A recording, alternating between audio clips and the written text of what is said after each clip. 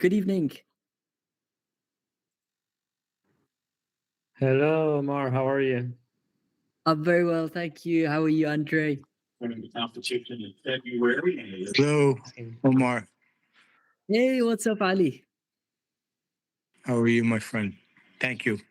Yeah, everything is well. Welcome, Ali. Is it your first time joining Track Help? Yes, yes. Awesome. Where are you joining us from? USA, New York. New York. Excellent, excellent. What's up, Mate? Hello. Welcome, Mate. I think it's your first time as well. Yeah, it's my first time. Excellent. Where are you joining us from? Romania. Romania. Wow, that's awesome. So we have a couple of Romanian-based drivers, yeah? hmm Which track in Romania? Also from Romania here. Nice to meet you, Mate. Hello. Where is your track, Andrei? I'm based in Cluj, but I sometimes race in Brașov at Prejmer. Oh, I race in Bucharest. Is the track named Amkart? Oh, I know it. Yeah, isn't it Yeah. AMC card or something? Yes, but I tried. Okay. Yeah, I never been there, but I should.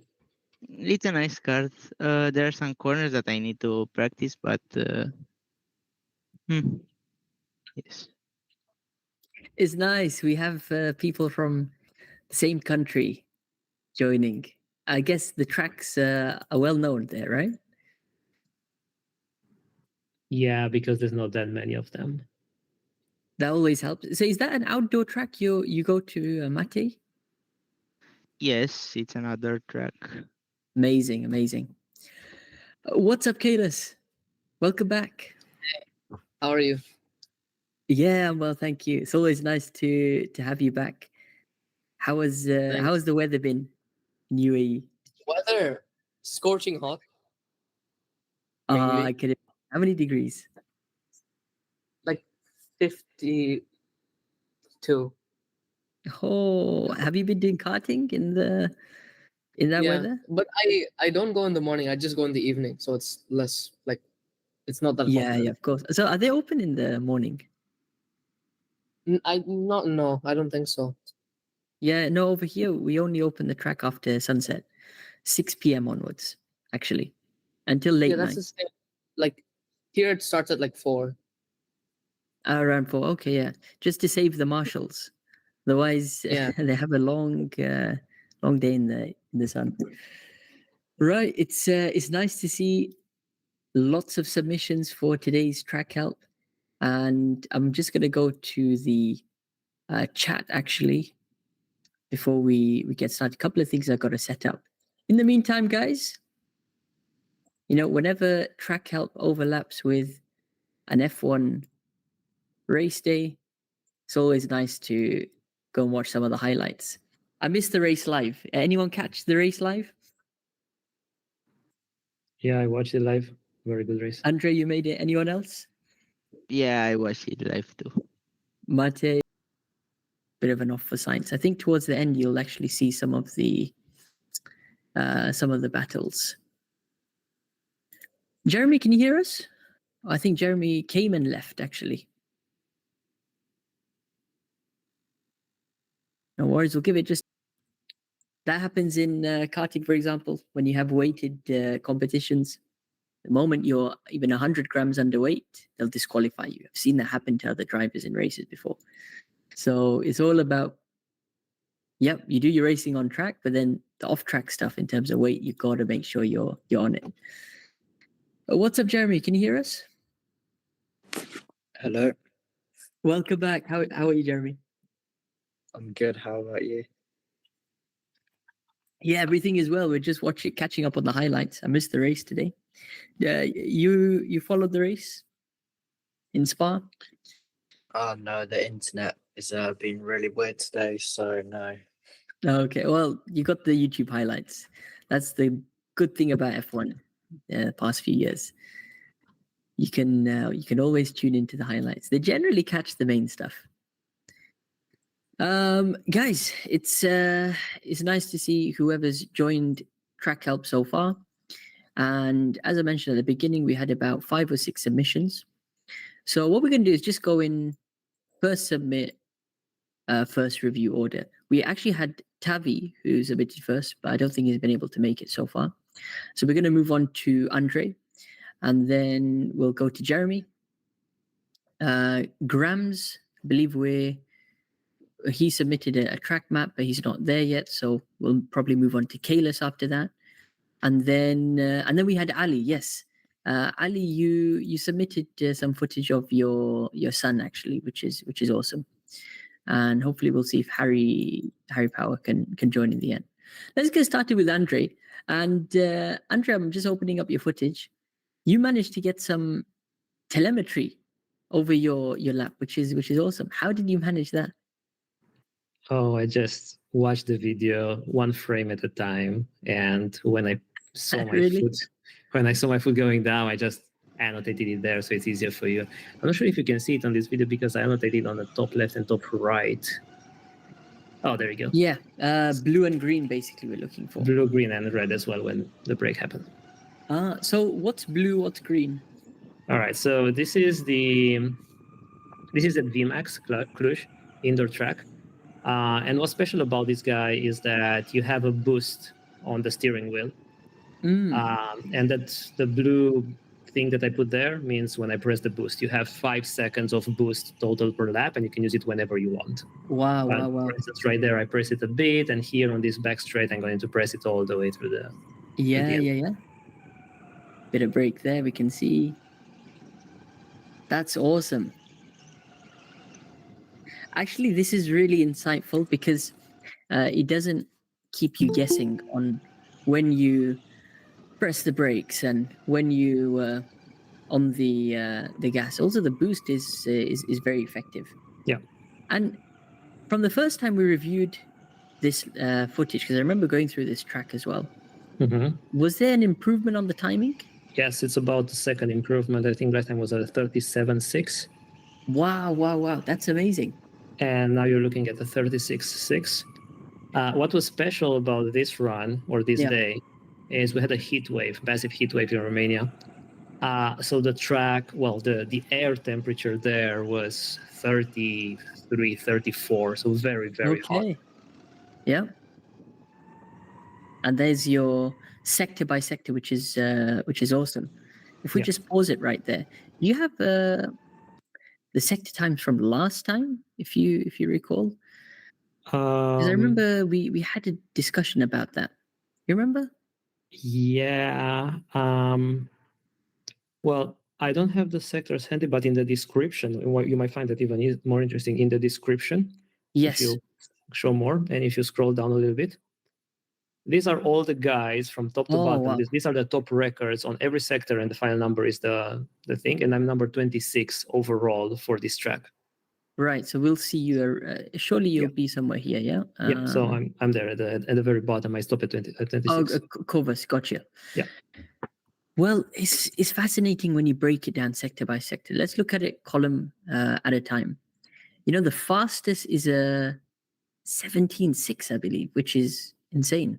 I mean, I don't know how, the guy out of everyone, 17.9, okay, 17.7 is still impressive, but then 17.8, 17.7, 17.9. Keep in mind that people may choose to use the boost on different sectors differently. That's true. True. Some people might choose to use all 5 seconds in the first sector, and then they know they are faster in the second and third, and they just want to improve the first sector with the boost. You're right. If you look at sector 2, then, for example, this guy probably used boost, the 8.5. Then you see the spread 8.8, 8.8. We had 0.6 there. And generally it's 8.8 or high 8 seconds. And let's look at it comparatively to yourself. So in terms of the top guy at the track, sector 1, he's about a 10th quicker, right? Maybe 10th and a half if you want to be exact. Sector 2, 8.5 compared to 9.0. So certainly half a second. He's got, but that's probably skewed, as we said about the boost. Generally, you can say maybe a couple of tenths off if we take 8.8 as average. Yeah, so I think the first guy is trading the boost on the first sector and he's putting it on the second sector. That's why he's much, much faster on the second sector than the rest. Gotcha. So Sector 3, 9.4. And generally everyone is 9.3, 9.4. We got it a couple of 9.5s over here. And the top timing we saw is 9.2, 9.2. It's about 9.3. So really there's not much in the last sector, I'd say. I'd still think middle sector. Middle sector, maybe there's something to be found there. And maybe in sector 1 a bit. Because the net timing is fascinating. 36.6 to 35.8. So it's about 8/10, or excuse me, 8/10 of a second. What did you feel was? I mean, have you driven with any of these top guys?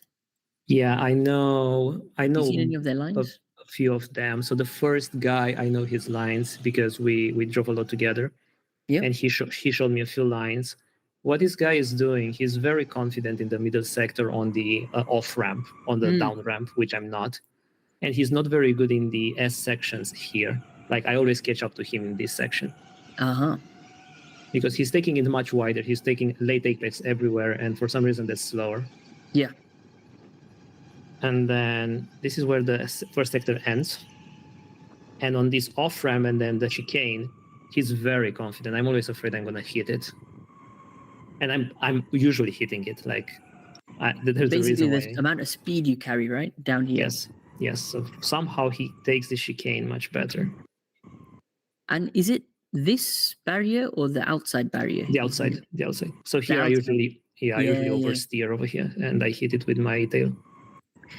And that's because it's flat, basically, right? Yeah. So acceleration is flat, and I just modulate with a boost. Like he is full boost the entire thing. I can't do that. I barely keep it on the track with just flat out. What's his weight compared to yours? Lighter. I'm about. He's lighter as well. He's lighter. Yeah, I'm about 62, 63, and he's like 55. No way, because I thought if he was heavier, he would, maybe have a bit more grip down there, keeps the cart more planted, because that can help, especially indoor tracks. The weight can help you. But yeah, I think he must be using some kind of leaning technique. I mean, did he mention anything about leaning or using his body to adjust the weight transfer? I think he might be doing a lot of that. He's very experienced. Certainly. Well, just looking at your lap, as we've seen it a couple of times, I think there's a big improvement from the last time in terms of actual speed you're carrying through corners. What I see is, you're sacrificing time early in the corners. You can see you're braking early, and you're getting decent exits. I think previously that's what we discussed, right? Just how to be more constant with acceleration and the brakes. Again, one more time over here. I think this is more, just a tap of the brakes, a brief coast, and then back on the accelerator again. Coming up through here, flat out. Keep an eye on the top right. Amazing, absolutely flat. Final braking, or one of the final braking points. Back on the accelerator. Tap of the brakes. Awesome. Back through. I think that's a really good attempt. What did you find you were struggling on, though? I can tell you what was the improvement here. The taps on the brake was something I introduced just for this lap, and it gave me another 4/10. I was usually around 37.0, and just by tapping just slightly, so I carry a bit less speed in the corner and also like lift a bit later. I was usually just coasting. That saved me another 4/10. Struggling wise, let me think. Not quite sure. That's the issue. I'm not really sure where may. It's a nice style you developed there, where you reduce the braking, and you're transitioning now to brake, brief coast. So you brake over there, brief period of coasting, and then back on the accelerator. I think to get to the next level, it's a very small thing you can experiment now. It's having as less coasting as possible, believe it or not.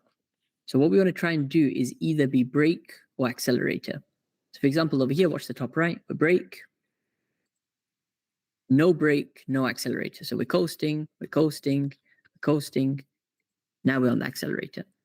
So what we want to try and do is as soon as we get off the brakes now, even if you're putting 20%, 30% of acceleration, still keeps the cart going.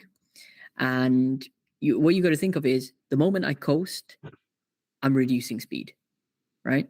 It may not feel like that, but or it might not feel so drastic, but you are technically losing speed. So just by keeping, a bit of acceleration through these corners, it'll also, create the cart to be a little more unstable. That's another thing I want you to pay attention to, is actually how much or how in control of the cart you are. And you've got a nice smooth turn over here, initiating some rotation. What we want to try and do is be on that limit of grip. We discussed that last week about your outdoor track, right? About just being a bit more aggressive with the turning. The best way to achieve that is getting on the accelerator sooner. So what will happen is, more speed you carry, closer you're going to be to the limit of grip. And that's not necessarily slower. It'll actually contribute towards, maybe being a tenth or half a tenth quicker. You add that up across the different laps, it can certainly make an impact. So definitely you can implement that for this corner. I mean, have you tried that before for this right-hand hairpin? So usually, like, this is a new thing where I tap the brake. I usually coast all the way to when I know I'm not going to hit the wall. Like when I know the cart is turning, I hit the acceleration. Yeah. But being a bit more aggressive and turning more sharply at the beginning or something like that usually unsettles the cart. And and my exit here is very important because then that's an up ramp and it's quite a huge level difference. So if I don't have enough speed, it's going to take me forever to just go up it. Of course. And it's about finding the limit of, being aggressive. So again, we don't want to be so aggressive that, as you said, it's going to affect our exit speed. But at the same time, we don't want to coast too much. And the best way is you just experiment the limit. So sometimes when I come off the brakes, and now I'm going to immediately get onto the gas or the accelerator, it's electric carts. See how the cart reacts. If it's completely getting unsettled, you're getting a slide, that's too much. So next time, I'm going to try 70% of acceleration immediately after the brakes. If that's still too much, the next lap, after I come off the brakes, I'm going to go 50%. And you will find that limit where you're not sliding excessively, but then you are, gaining some exit speed. It's just through trial and error you'll get that, and each corner will be different. I want to bring it back to actually first corner over here as well, because this is interesting. If we look at your braking technique on the top right, so we're on the accelerator, brake, nice and early, initiate some turn. We're still on the brakes. And you've basically done a trail brake, right? Yes. You've trailed the brakes basically into the corner. One more time. Initial braking input, still on the brakes until the apex of the corner. Have you tried a threshold brake for turn one? Yes, and actually a lot of people do threshold braking there. It's much I gain another half a second by doing trail braking there. So maybe I'm doing threshold braking badly.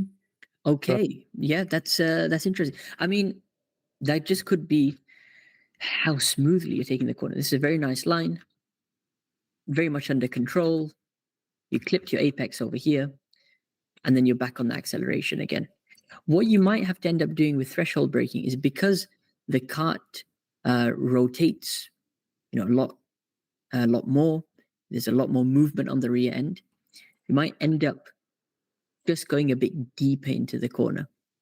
So the moment you can turn slightly later, then you have a bit more space to move into, right?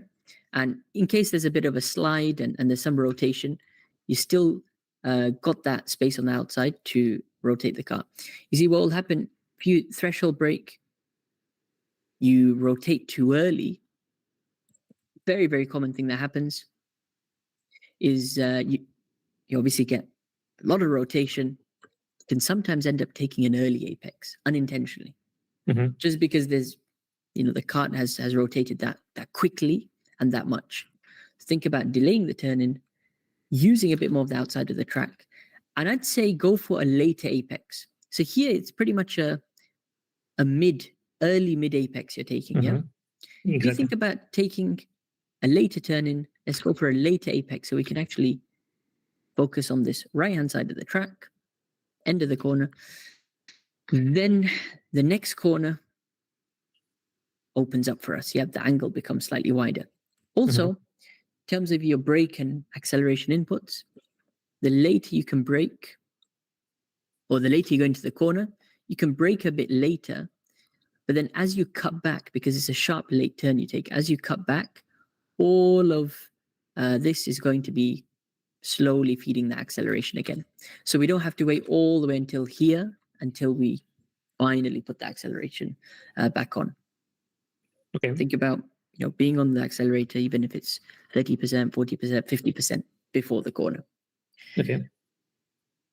Trial and error again. That's all it's about.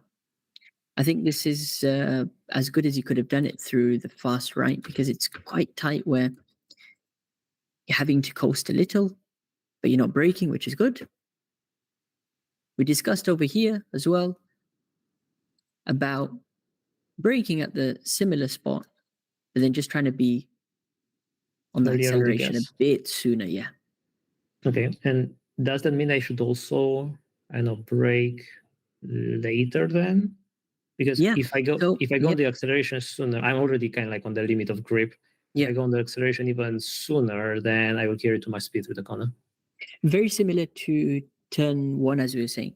And this is an easier corner because it's almost a direct hairpin, or double apex hairpin. You have the first part over here and then the second part there. Reason it's easier than turn one is because I'd say you still have similar runoff. If this were, there's space on the outside of the track, so you can go deep in the corner. You can brake a bit later and turn a bit later. So what you do is you'd end up skipping the first part. You don't have to apex at the first part. You can even just come up to the paint or just outside it. But the second part, you'll be able to straight line and cut directly across. That's one thing to be mindful of. Think about prioritizing the second apex rather than the first apex to get the best possible exit. Okay. No need to go so tight over here, but really close the distance and have your cart set up in a straighter exit, straight angle through there. Okay. Coming up the bridge one more time. I just want to. Well, I believe this is all flat. Yeah. Yeah. Full, close, nice and close there as well. Similar over here. I'd still prioritize the second apex. I mean, have you tried taking a slightly later turn in top of the bridge, ever so slightly, where you don't go so close for the first part? What means ever so slightly? Like how much more distance? Because right now I'm pretty much on the paint line. Yeah, I'd say the wheel should be just outside. The front left wheel should be just outside the paint. How about that bumper guard on the left of the wheel? Should that be on top of the paint? I think you can afford to have that slightly outside as well. Okay. So the idea is, boom, you're turning early, let's say, as the top of the bridge flattens out.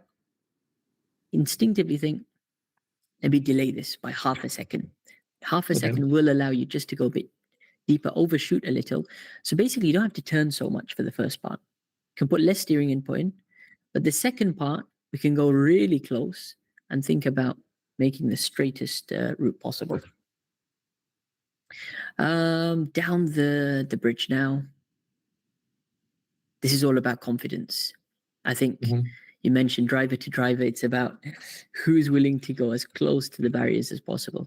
A good effort over here. Really, really nice effort. Using up all the track. you're just on the limit of the barrier, touching the barriers there. See, this is a typical chicane style corner. It goes to the left and then it goes to the right. So what you can think of is basically, I think your turning is acceptable there. There's doesn't look too bad. You could experiment a slightly later turn-in. So I'm going to actually get my pen up over here. Mhm.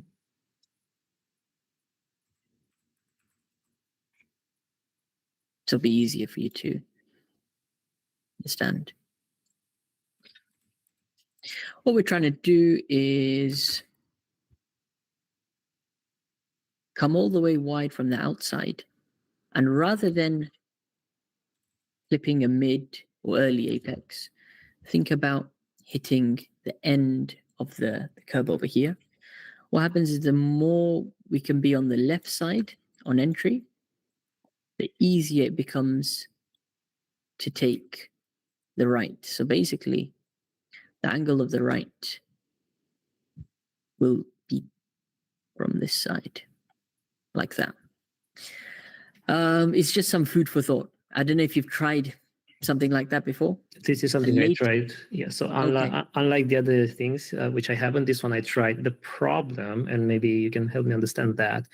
The problem is that, if I take a mid apex, if you can just skip to the mid apex so I can show you the orientation of the car here. Yeah. You see how I'm almost facing the second apex. Yes. But if I take a late apex, then I'm heading way towards left, so I have to steer way more towards right in order to go almost back. in the So- pit lane, right? Is that the pit lane? yeah, that's the pit lane. Yeah, That's the entrance that's to the pit lane. So if I'm facing the pit lane, I have to turn a lot more to the right. So Mm-hmm. maybe I'm thinking of it poorly, but I usually, because I have to turn so much, I usually hit the wall. I carry too much speed for such a sharp angle, which is why I take the early apex here. So what do you think I'm doing wrong there? I don't think it's necessarily wrong. I just think it's the nature of this track where there is going to be a sweet spot. Probably the top Mhm. drivers have figured that out. Right. And it's something so small in the sense, continue as you're doing now, because I agree. If you go too far to the left, then the problem you're facing is have to turn too much to the right. Yeah. So what we can do is, let's see where you turn for the second part. Yeah, the key is you're turning left. Now we're still holding left-hand rotation because we don't want to, we're basically understeering over here, right? Mhm. You're turning to the left. The cart is still going further to the right. So you have to be a bit more excessive with left-hand steering. And then at the last moment, basically at the corner, you're flicking the cart to the right. And it's nice. You've closed the gap to the inside apex there and you've used the track on exit. This is this is something quite tricky, but you got to try it. I think is turning sharply as we approach the second part of this chicane. So what we want to try and do is initiate a slightly early turn in, flicking the cart to the right. So imagine now your steering wheel goes from left immediately to the right. And then we try and use our body weight, lean out a little. Are you leaning out through this section as we go left and then back to the right? No, in this entire lap, I'm not, unless the gravity is pulling me in one direction, I'm not leaning at all. Okay. Start introducing some leanings, especially through the downhill section. I'd be leaning all the way to the right over here, getting as much grip on the outside tires as possible. The more you can lean out, the less understeer you're going to get. It'll actually rotate a lot easier. Then immediately you have to flick your body and transfer that weight to the left now, to the outside tires, because we have a sharp right-hand turn coming. What will happen, you'll be on the limit of grip. You'll actually feel almost a slide. Control that with your steering and, of course, with your body weight as well. And just think about turning early to take this corner. What will happen is earlier you can turn, the easier it is to reduce the meters to exit there. I don't know if that's something you tried before. So I try. The reason why I haven't put leaning at all is that usually, especially in a chicane like this, if I lean to the right here and then I switch to the left, when I switch to the left, I can like push my entire back of the car to the left. Maybe I am switching direction, weight too far, too early, or too fast, or something. Yeah. But I end up just oversteering when I switch my body weight from right to left. Yeah. And is it painful? I don't know. Because Probably. sometimes people say I struggle, especially in a chicane, because it's one corner after the other, so it is quite physical. I think really it's it's about using your steering then to also help transfer the weight. So the more aggressive you can be on steering, whether it's to the left or to the right, the more your body is going to go in the opposite direction. That's just how it works with a kart. So yeah, feel free to be a bit more aggressive with the steering as well. No need to be so smooth. Trying to find that limit of grip. Yeah. Okay. Final sector, probably the most important one over here. We're going to watch on the top right. Final sector starts here. Exactly. Just over here, right? Awesome. Again, you're on the brakes, off the brakes, but not on the accelerator yet. And now just at the apex, or just after this time, back on the accelerator. Same thing over here. I'd say bring the braking early or try to get on the accelerator earlier, right? If you feel you have to brake for too long, so over here you've highlighted the brake starts here. So we're braking, we're braking, we're braking, we're braking, still braking, and now we're off. At this moment, start feeding a bit of acceleration. Or initially, as you brake here, be harder on the brakes. So the brake pressure should look something like this, nice and high, hit the threshold, and then get off immediately. And as you get off, we're feeding the acceleration again. So avoid the coasting period, which you can see on the top right. Okay. Final couple of corners. Line looks good. I think the line you don't need to change. Pretty much on top of that at the moment. Through the left now, again, it's an early brake you're doing. Brake, brake, brake. Coasting. And then on the power again. And I understand because it's a very tight section over here. I think if you go too soon on the accelerator, you can maybe end up understeering into this barrier. But I'd still encourage you to find the limit. So what you want to do is brake, maybe brake harder so you reduce speed quicker, and then now get back on the accelerator so we can see a bit of green actually. Whether it's 50% of acceleration, 60%, build it back up. So by the time you're about here, now you can have a good run for the final corner, which is interesting. You take pretty much from the middle of the track, which is nice, saving the meters. Surely you're leaning through here?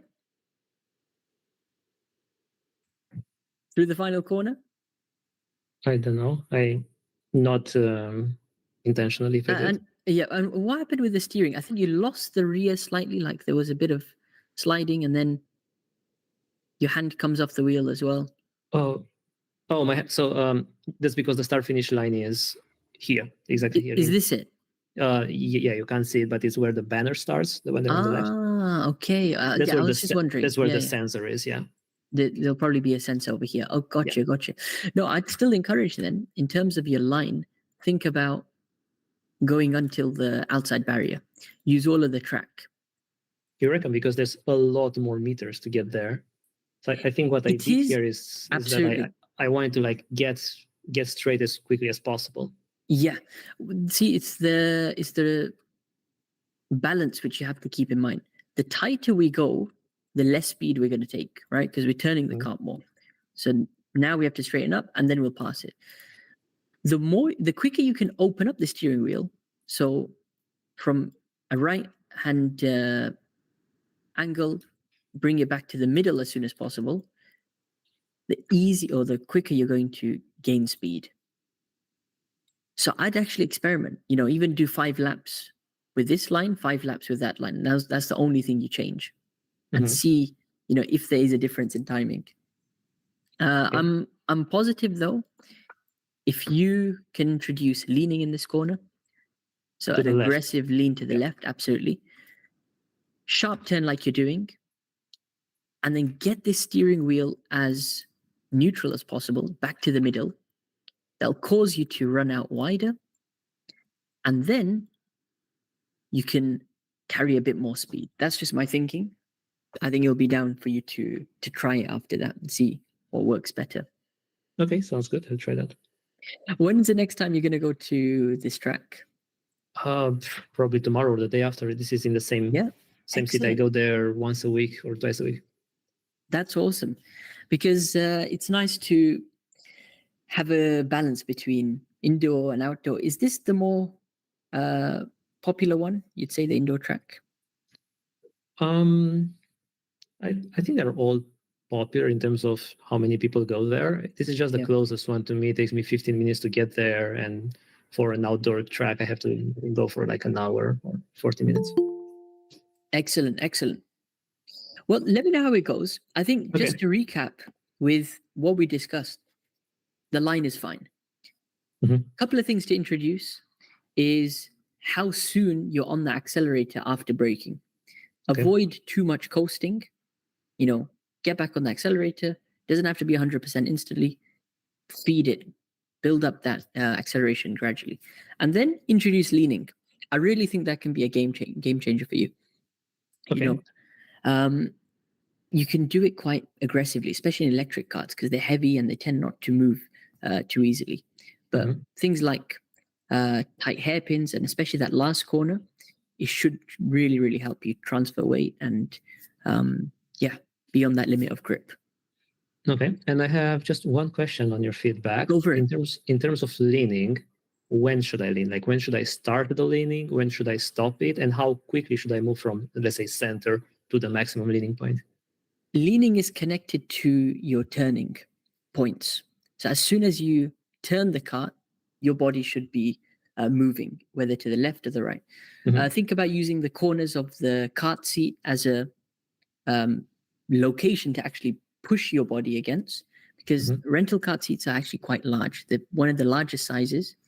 And I mean, if you're 62 kilos, definitely there's space on the edges. So yeah, if you're not used to it, it might feel a bit uncomfortable. I mean, if you have a rib protector, that can absorb a lot of the impact. But I'd just say go in raw and get used to that physicality. As long as you have, a good t-shirt or top on, you'll be fine. A race suit, of course, is excellent. But I have a rib protector actually at this exact track. I broke a rib and I wore a rib protector ever since. Gosh. No. Continue wearing that then. How did you break the rib? In that chicane that I said. Yeah. I hit it, gosh. and I hit it quite badly. Oof. Did somebody basically hit you, or did you just hit the barrier and that was the impact there? I was overtaking in the chicane, which is a bold move. And I missed my braking point and I just hit the chicane. Well, not straight on, because I turned kind of like 90 degrees and then I hit it with my side. That's painful. That is really, really painful. How long did it take to recover after that? 4 months to not feel the pain and 6 months to be 100%. Well, the fact that you've got such a severe injury, it can't get worse than that in karting. Breaking a rib is one of the worst things. So you can use that positive. I think you'll be more controlled next time. Yeah, no, what I did was I purchased that rib protector, and I had several accidents since, but it was so much better. I had much worse accidents since. Like a car actually hit me full speed on the side. I couldn't breathe. I couldn't breathe for like 2 or 3 seconds. But I finished the race, and I didn't feel anything after I finished the race. So that thing is good. Everybody should wear one. That's insane. You seem to be getting involved in a lot of bad crashes. I wish you safety, actually. I'm usually middle of the pack, so that's where accidents happen. But true. People are more aggressive. Yeah. No, you're right. Well, let me know how it goes. And looking forward to seeing if you can improve on that 36.7. I reckon you can. Or is it 36.6? What was your timing? 36.6. 36.6, and based on all of the runs, the ideal lap was 36.4. Yeah, that's achievable. That's yeah, achievable. I think I had a lap with a better middle sector. But yeah, thank you very much for the feedback. Actually, I didn't want to interrupt. I incorporated a lot of the feedback from last time, and I didn't want to Yes, interrupt. I forgot to ask. Did you go to the track after that session? Oh, I went like, I don't know, maybe 50 more times since then, 50 more runs since then. So how was it? Yeah, a lot of the things that you mentioned really helped me. One thing didn't, which was on the S's right after turn one. Yes. You told me to do a later apex. I think it doesn't fit my style. I was losing time, so I didn't add that. But everything else, I mean, I gained 1 second since we last talked on this track. So 1 thank you very second. much. There you go. That's awesome. And you see, just by trying new things out and experimenting, you'll get there. And what you're doing now is developing your own driving style. So you've tried things that work, you've tried other things that don't suit your driving. But that is how the differences are in the top drivers in the world. Yeah, they'll all stick to a similar line and they'll have similar braking points. But then it's about, how much they lean, or how much some people lift in some corners and some don't. It's a confidence thing as well. So you just gain that through experimenting, having lots of seat time, which is very good. That's another important thing. And I'd just say keep it up. Had some really impressive progress. I'm really pleased to hear that. Thank you very much, and thank you for the feedback both today and in the past. I really appreciate you taking the time to tell me all of this. It's my pleasure, and look forward to finding out how you get on. And of course, you can refer any of your friends from the track as well, if they're struggling with any lines. Sounds good. Thank you very much, Omar. Take care, Andre. You can stick around as well on the live. We're just going to move on to the next driver. We've got Grams joining. What's up, Grams? Hi, can you hear me? Yep, loud and clear. Grams, where are you joining us from? I am from Malaysia. That's excellent. Wow. It is pretty early, or say pretty late, depending on how you think. It's actually 3 a.m. right now. Yeah, I was just going to say, I visited Malaysia in August last year, and I went to a couple of the tracks. You probably saw on the channel. There was Sepang kart circuit. There was Shah Alam kart circuit. And I don't think I managed to go to the indoor one. There's a nice indoor electric one. But hopefully for next time. What's your local track? It's not local, but the one I sent the map in, it's the closest and the most affordable one. Formula karting. Yeah, Formula karting. I'm sure this is they've got this track in one of the games, believe it or not. So there's a game called Assetto Corsa, and you can make mods. So somebody's modded a couple of the Malaysian tracks. No, this is not the one. It's actually Evolt karting that they modded. But have you tried Evolt? No, I didn't have the chance yet. Yeah, Formula karting. It's a very interesting track because it's actually in a car park. So the track surface is it quite slippery, or how has it evolved these days? I noticed that it is my first time karting. I still having trouble with the throttle modulation, so I tend to get a lot of oversteer, and sometimes when it's quite slippery, some areas quite a lot of grip, so it's more easier to lock up, which I noticed as well. Right. How many times have you been to Formula karting? That is actually the first time, actually. That was the first time. Wow. Yep. Have you done karting before that? No. So the first time was really challenging for me. I hope you don't mind to share a little bit of my first experience. Of course, in no. karting. It's very important to know your experience. So I haven't do any karting in the past, so this is my first time, and I did 3 sessions. A session is 10 minutes, so it's about 30 minutes. Yeah. And after that, going back home, I was sore on my my shoulders, How was it physically? biceps. For me, the first session is still quite fine, but I noticed that my upper strength is weak in upper strength. Right. So the track surface is not smooth. So it's bouncing around. I Yeah. get a lot of feedback on the steering wheel. And at times, at the last 10 minutes, I wouldn't be able to hold on to the steering wheel like strong enough. So Mhm. that's what I've noticed. Well, these are all common things you're feeling, especially for somebody who's just starting karting. Physicality wise, it's going to be challenging. You know, your hands probably will be hurting gripping the steering wheel. Did you have any gloves or something that day? They do. When we purchase it, they do came with a pack with a blood cover and a very simple glove. Awesome. But yep. Well, gloves will definitely be one of the biggest differences. That depends which type you have.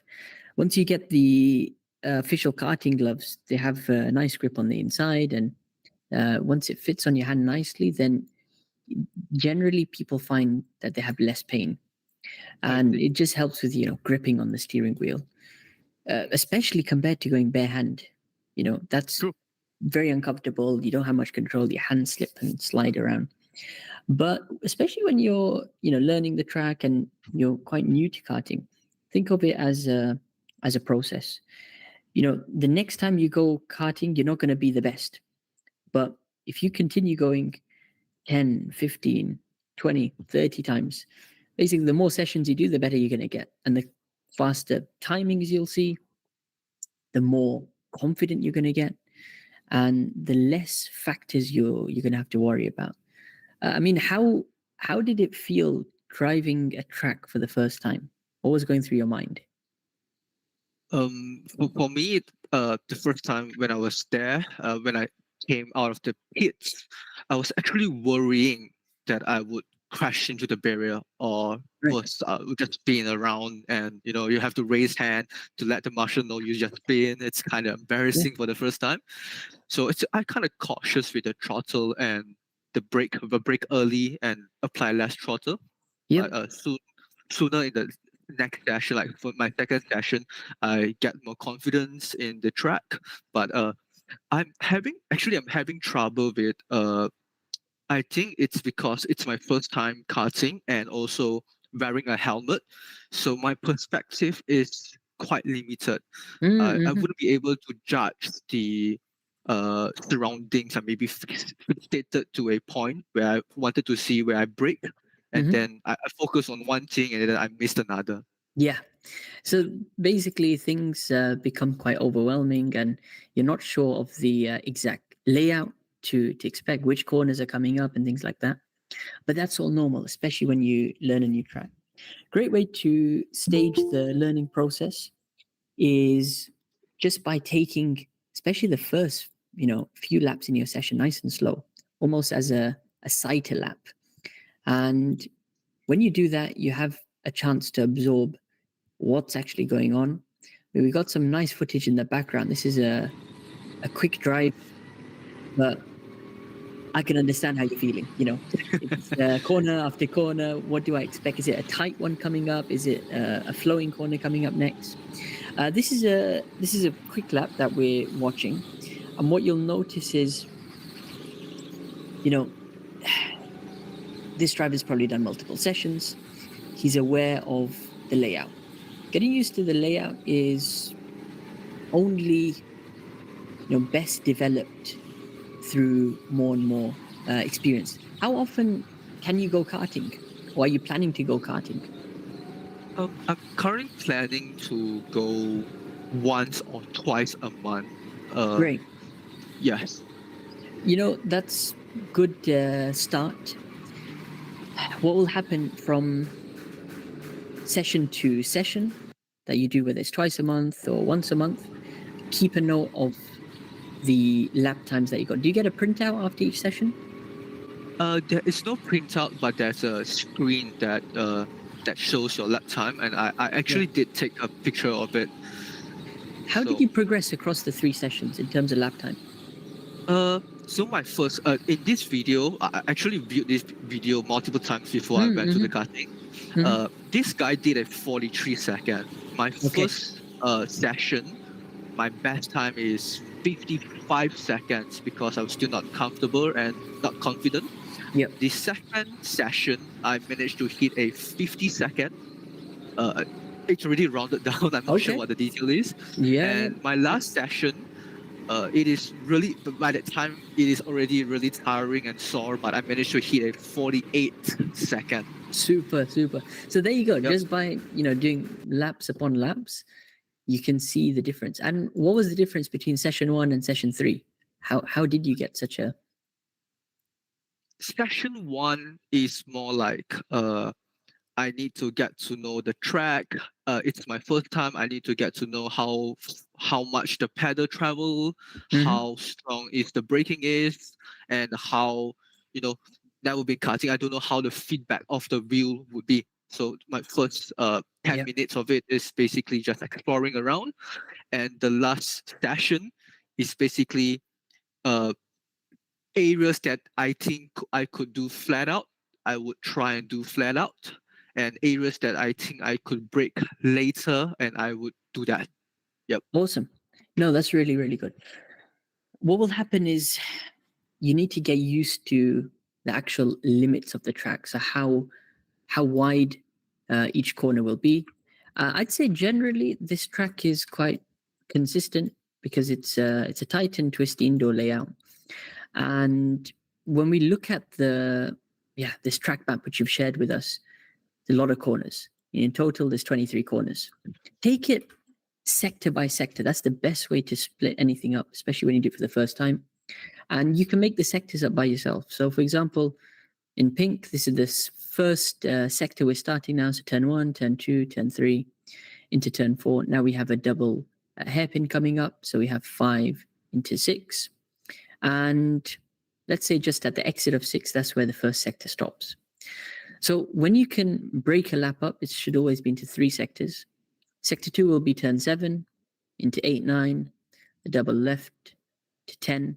Coming downhill, we got a chicane, a left, right, another left, right, and let's pause it there. That's sector 2. And let's say sector 3 will be my yellow. Turn 15, it's a hairpin into a left, into a S section of some sorts, multiple chicanes into your final corner, the right-hander. So what will happen, you can break it down and take it sector by sector. You don't want to overwhelm yourself.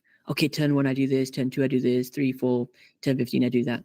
You're going to forget, by the time you get to the last corner. So I'd think about number 1, using all of the track.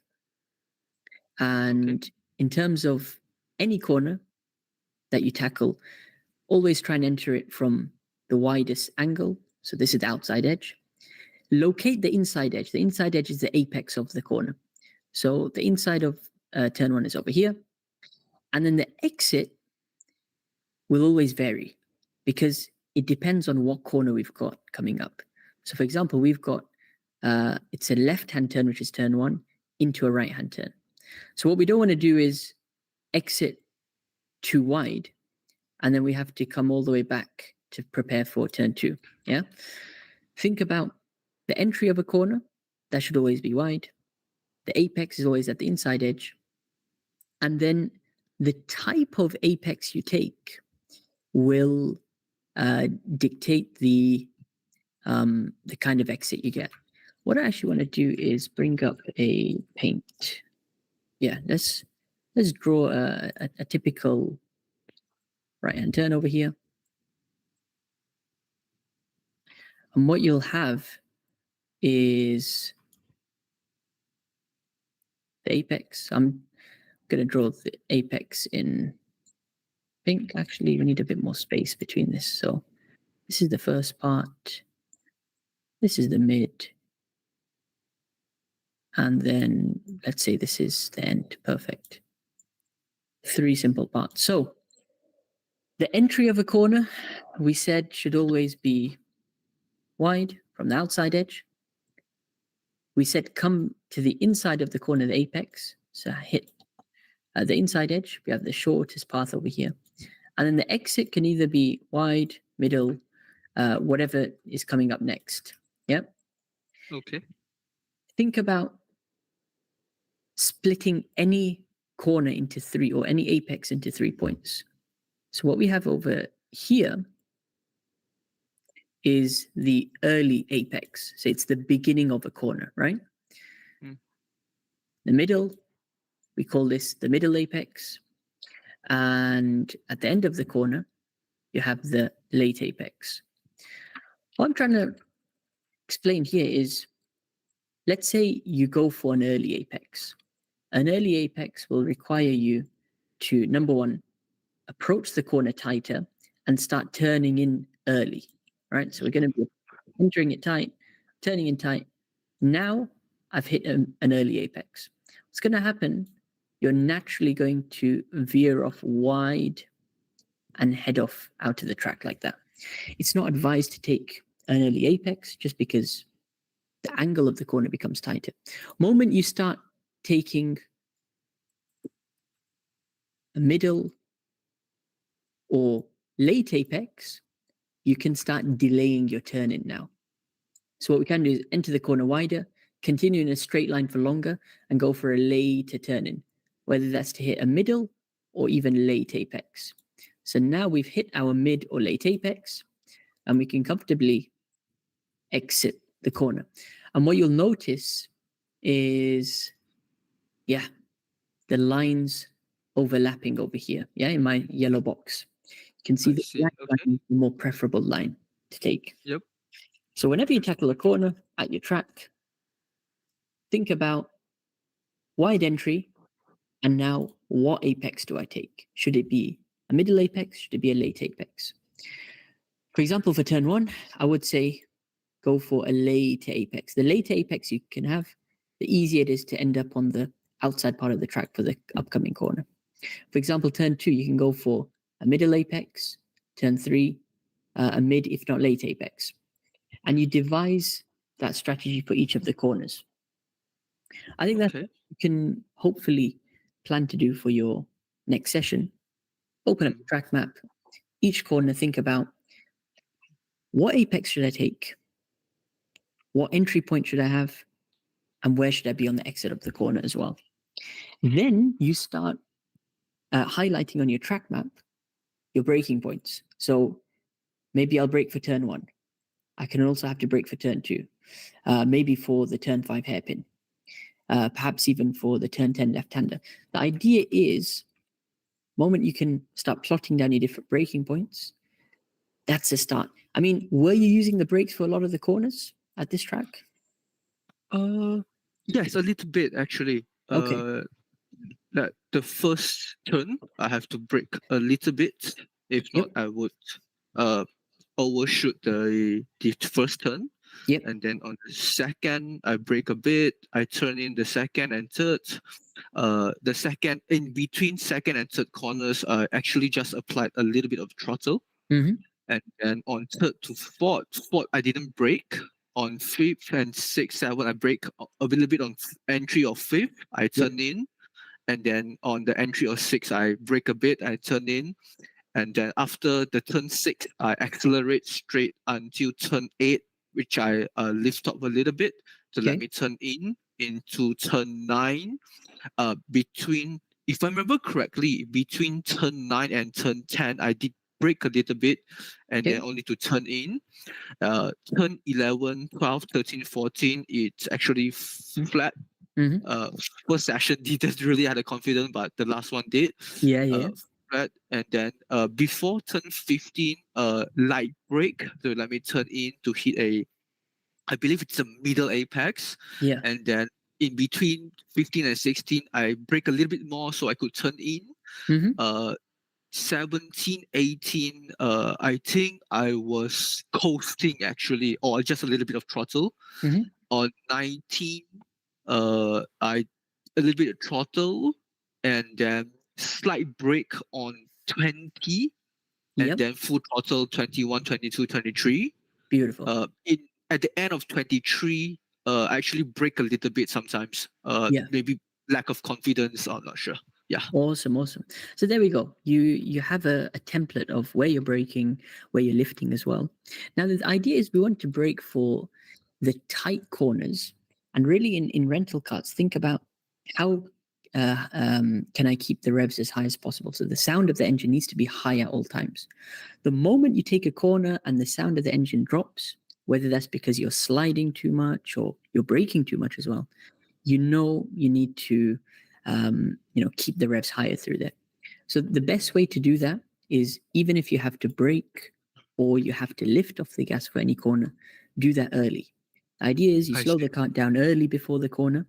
So before we get to the apex, which is the inside edge of the corner, you want to be on the gas again. Just one more thing I needed to highlight on our corner that we made over here. So this is our right-hander. This is our curb at the inside. And let's say we have to brake for this corner. So I'm going to highlight my braking point in pink. What we can do is brake early in the corner, get a bit of rotation. The harder we press the brakes, the more the cart will rotate. Remember, the brakes are only at the rear. So this pink arrow is my braking point. But now my blue, let's say my blue is going to be my gas. I'm going to start feeding the power. And once I gain grip, then I can be constant on the power. And you see, all throughout the corner, we're on the gas. So basically this blue arrow, this blue arrow is gas. What do you notice about the dotted line over here? It's not full It's throttle. progressive. Yeah, we're being progressive. Don't flood the engine with revs. Think about being progressive. When the cart grips, let's say the cart grips about this part of the corner, then we can be fully on the gas. But regardless, braking is always done before the corner and get on the gas before the apex. That's how you keep the revs high. I see. Okay.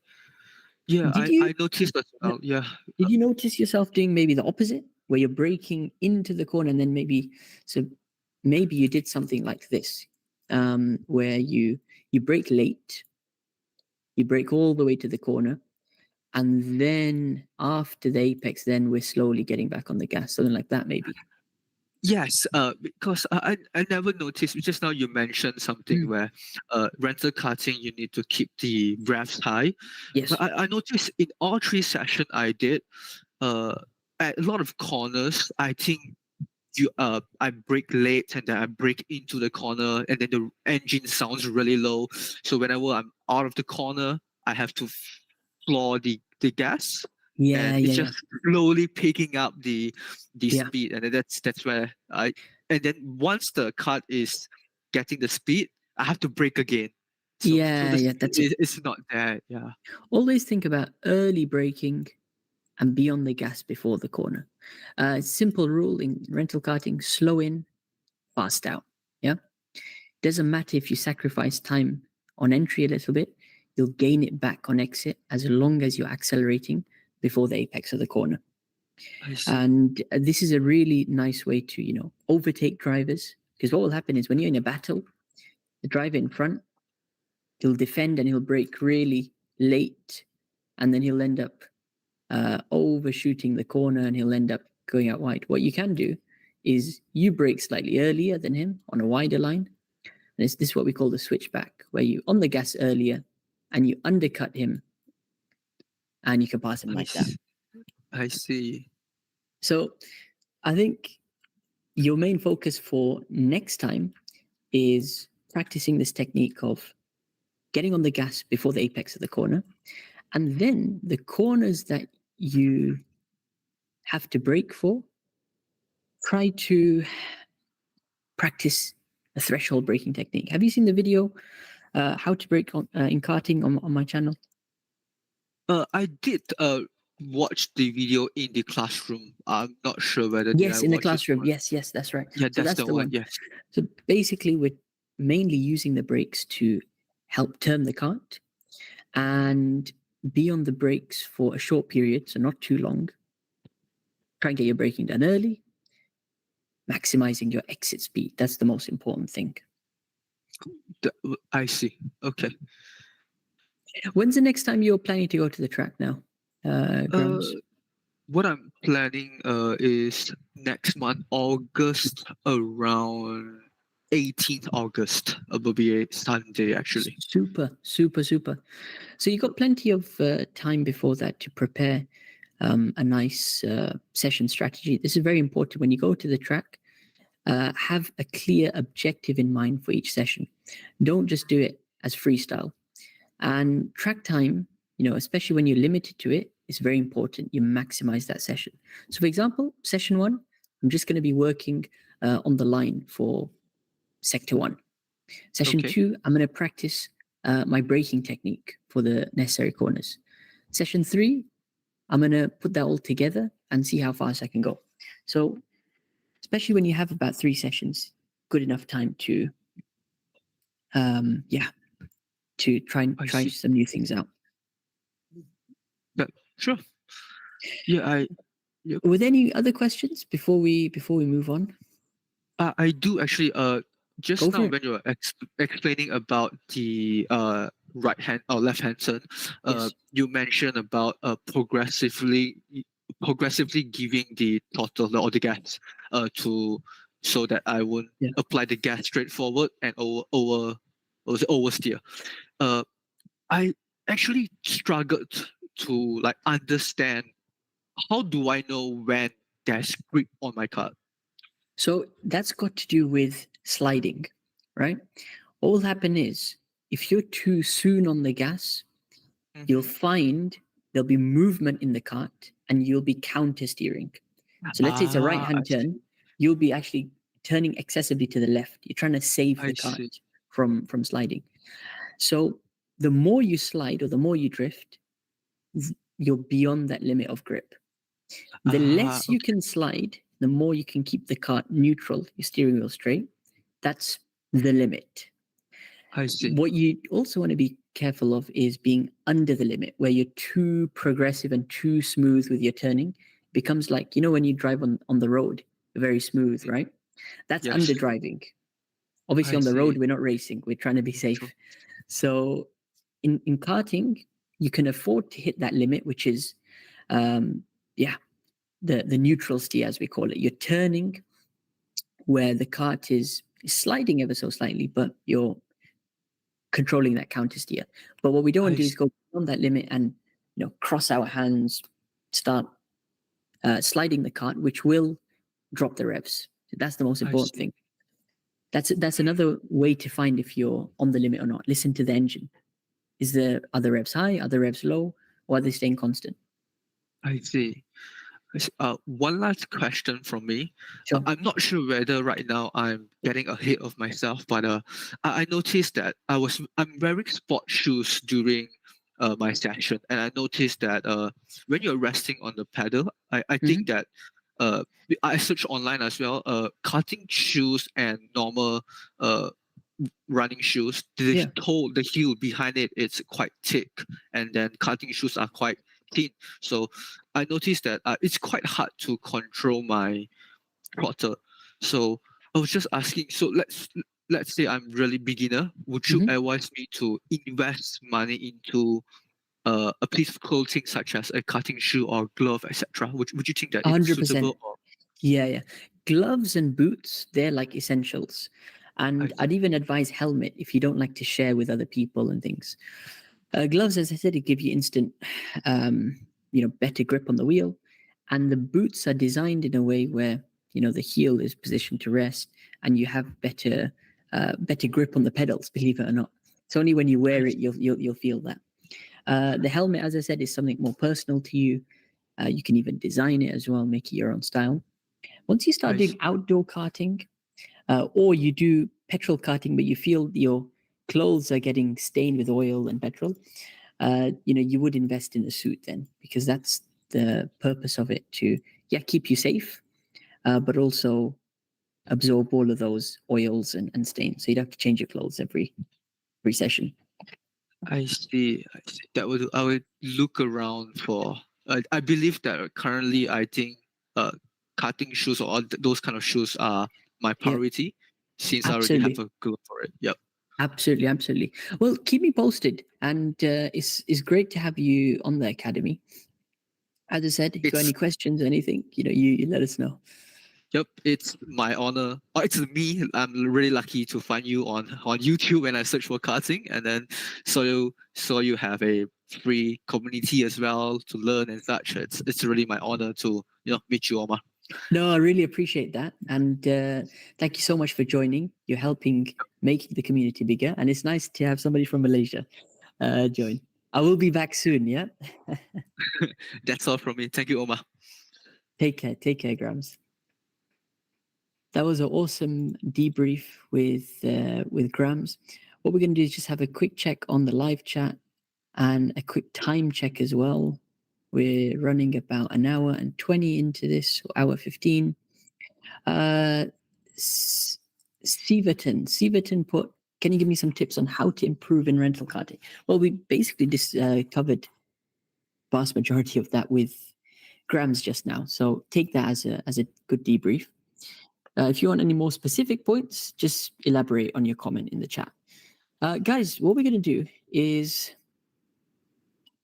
go back to the list of submissions, and we had Jeremy said we're going to go through Jeremy, hopefully. Going to make it to Kalis and Ali, hopefully. What's up, Harry? Thanks for joining. How have you been, Harry? I've been good. I haven't been here for quite a while, so I thought I might as well join because I had some free time. Absolutely. Well, you're welcome to join. Do you have any footage to submit? I mean, my GoPro's SD card is so slow, so I've been uploading some footage, but I don't know if I'll be able to get it in time because I did D-Maxes today at Milton Keynes. Oh wow! How was that compared to Club 100? They have a lot more top end, but they also like they have a lot less bottom end. Like they like to bog a little bit more. Ah, okay. Is it the same junior engine and also chassis, right? Yeah, and they also use Robinson Sport engines. I think Robinson has like a deal with them where he just gives the bad engines to them for like a cheaper price. That's how it is. Wow. Well, they did run a 24-hour race there recently, and soon in October, I think. So they do a lot of hours, these engines, compared to Club 100. Yeah, they've got screens on them on the wheels now, but they do not work at all. Oh, okay.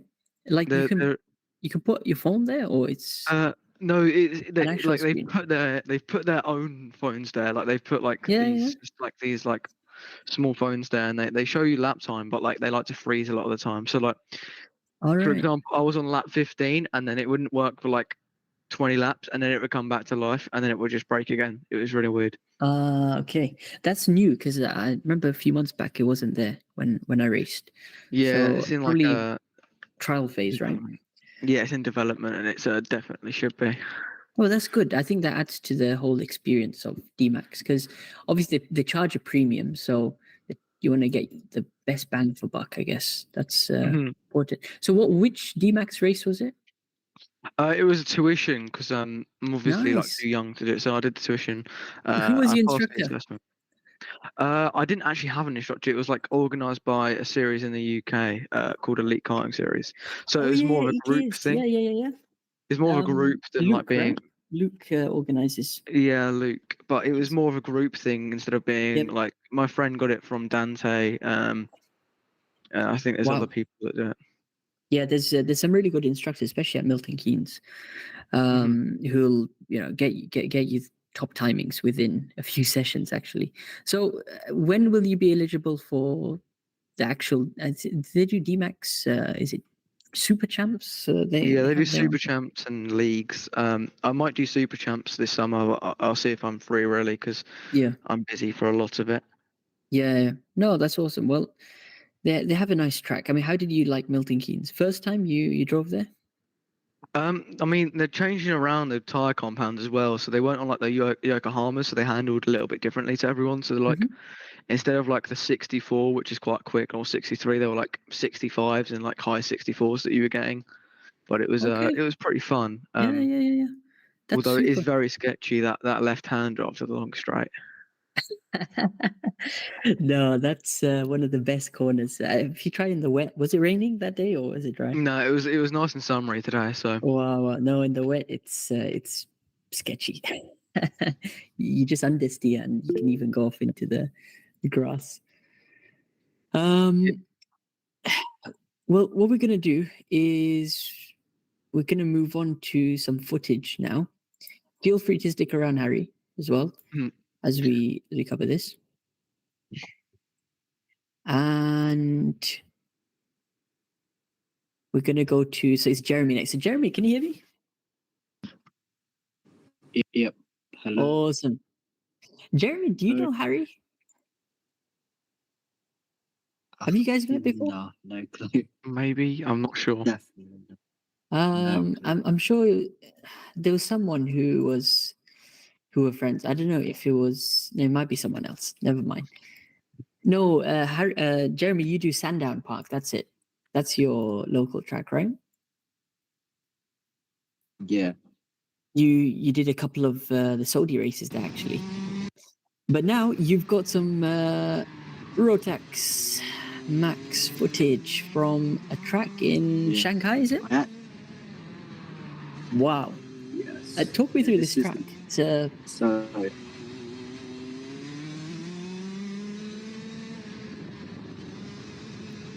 is it a professional outdoor track? They do like competitions and stuff here?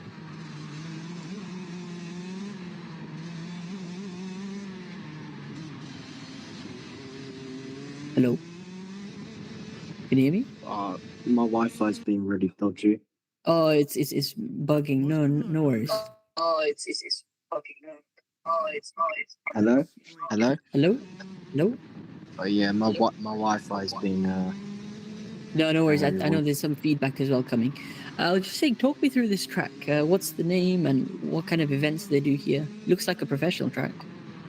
Yeah. I think they do a Rotax Championship. I don't think this is the season because it's summer right now. So yeah. I actually did it today. I was meant to do it. I was meant to drive the senior Rotax next week, but I did it today. This looks like a DD2. You see the shifter paddles it's got?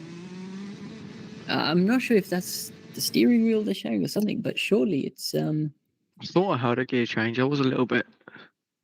Yeah.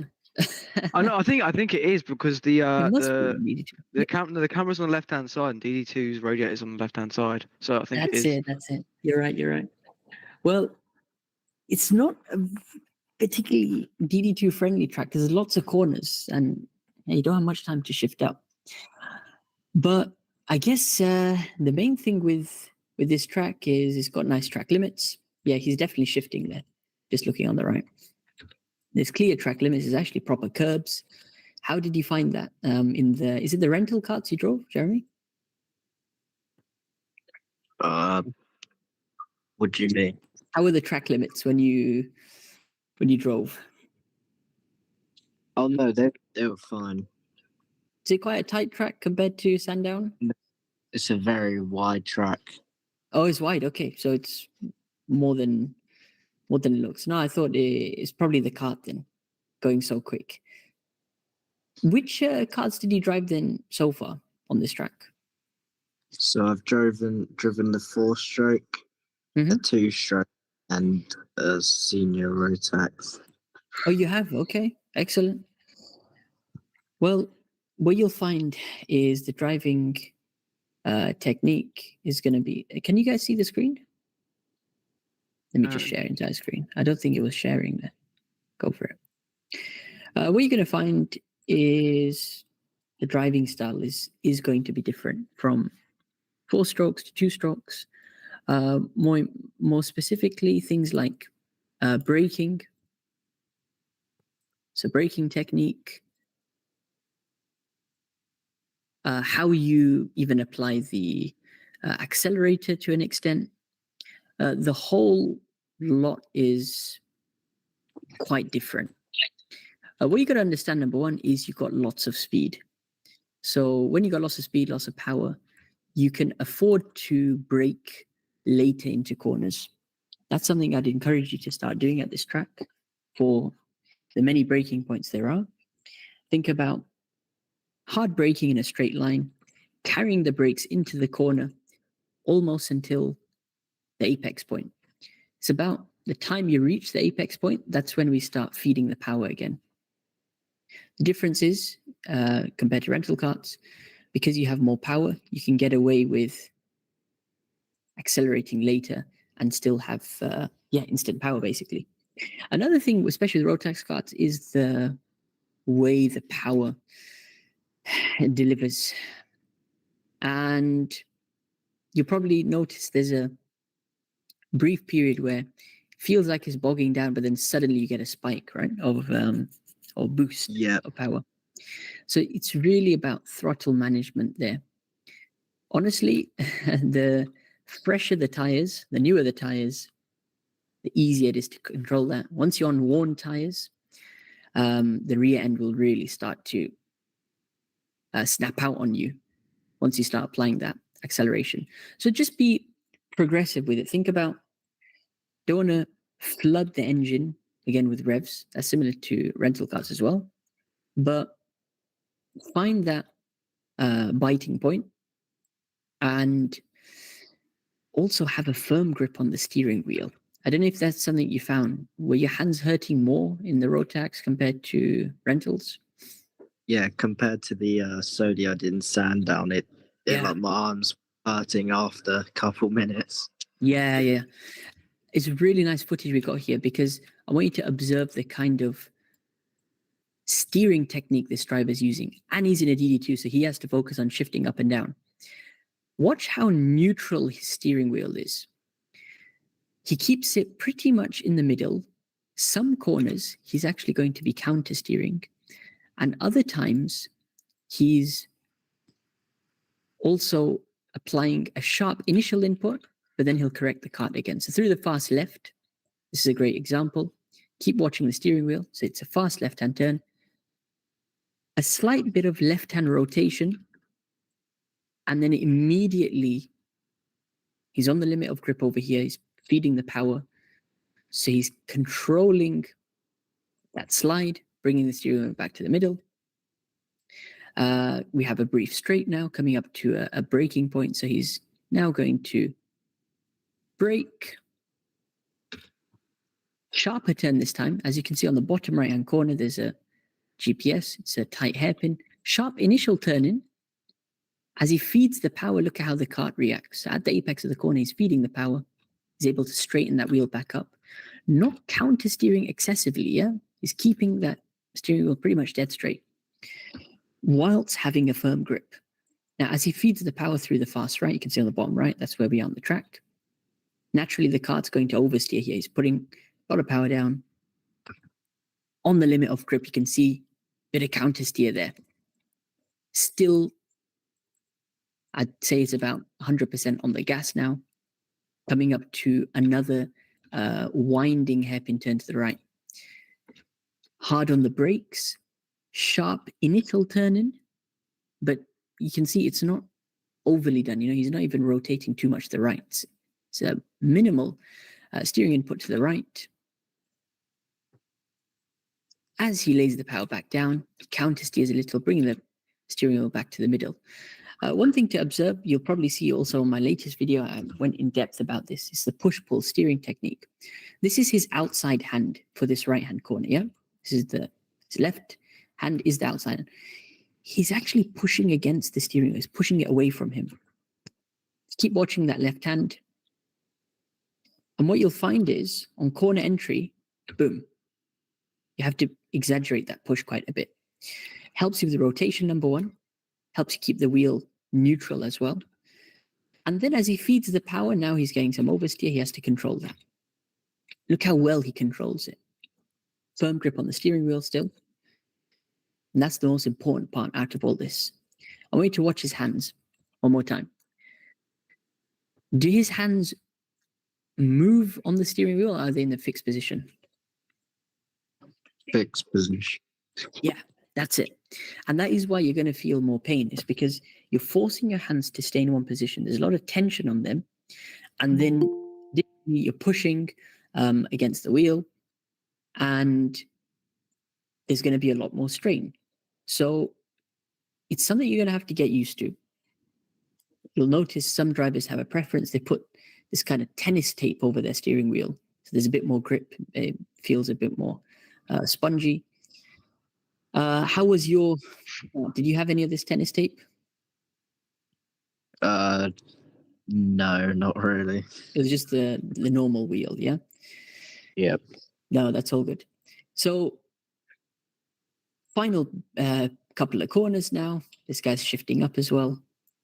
Let's watch his steering technique one more time. Braking hard in a straight line, pushing his left hand against the steering wheel, keeping the wheel as neutral as possible. You can see he's barely turning.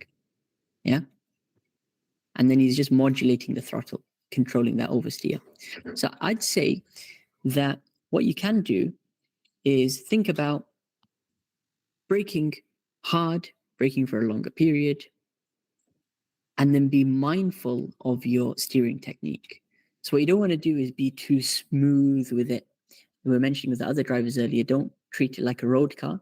Be a bit more aggressive, use the push-pull steering technique. And then you can push the limits, yeah? Whether that's later braking or being more aggressive on the throttle. Just avoid sliding too excessively in these cars. It's very easy to do. Did you experience that? A lot of sliding? I slid a lot. You slid a lot. You just got to modulate that throttle better. That's the best way to think about it. Also, I think in owners, the cars are kind of set up to kind of neutral steer a little bit more, and like in rentals, right. they're a lot like less positive steering. Absolutely. And based on what Harry said, I'd speak to the guy who's renting the cart out to you, see what kind of setup he's running. Each driver will set it up to their preference, but generally they want it to be a bit more oversteery. So the rear end steps out a bit more. You don't also have to turn that much. Yeah, okay. When's the next time you're going to the track?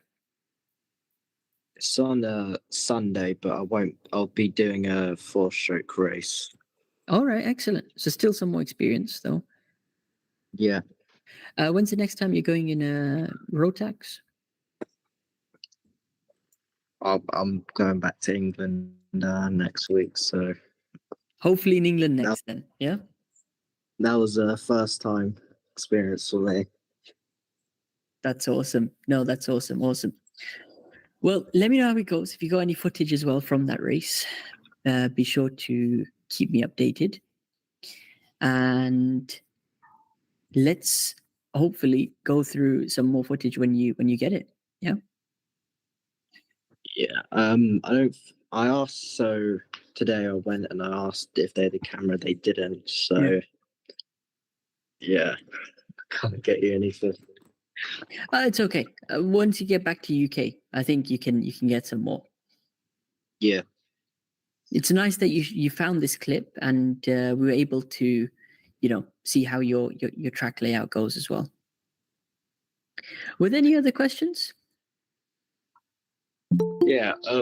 So I did the push pull technique, but when I was turning for a corner, it was way harder than I thought it would be. Is that normal? What was hard? Like the force on my arms. It was like, I don't know how to explain. It's just a lot more physical. What you're trying to do is, you're shifting all of that load to your arms. What you should do is add leaning though into it. See, leaning will help balance that load. Were you trying that as well? Yeah. Yeah. So just got to get used to it over time. The first couple of attempts are always going to be difficult. But stronger you can get, easier it's going to be to do. Just part of the process. Yeah. Any other questions, Jeremy? No, that's it. Thanks. Thanks a lot for joining again. As I said, you can stick around on the live as we go on to the next drivers, but hopefully we'll catch up again. Yeah, next time you have something to post. All right. Thank you. Take care. Take care. What's up, Guy? Welcome back. Hi, Omar. How you doing today, man?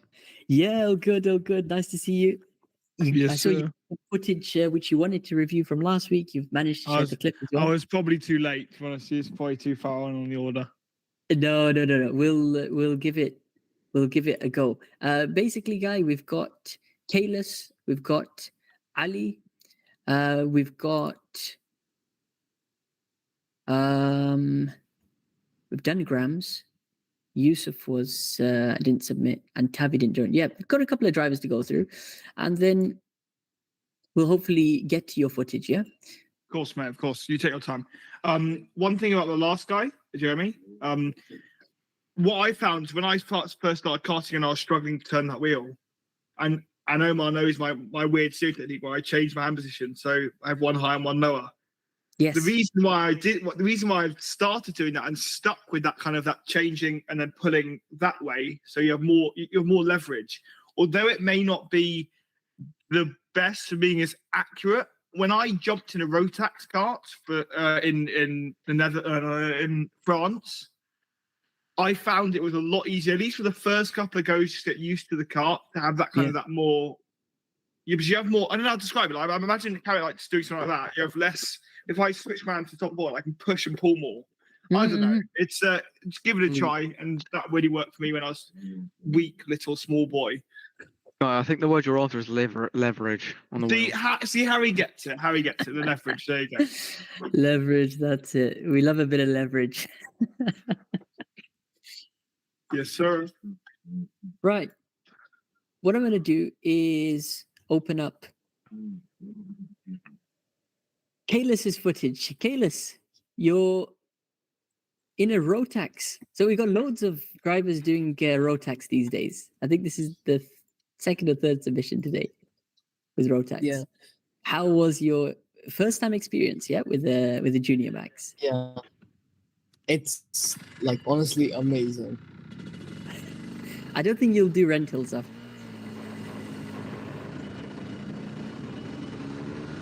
So, did the track hire this out to you, or is it one of your friends' carts? No, it's a track. Super. I hired the track. Yeah. Is this a kart owner session? So it's open track, or is it 15 minutes at a time? How does the format work? It's the thing is like there's only like 2 Rotax carts. Like only the Rotax cart can go by itself. It can't go with the rentals. Right. Just for safety. Yeah.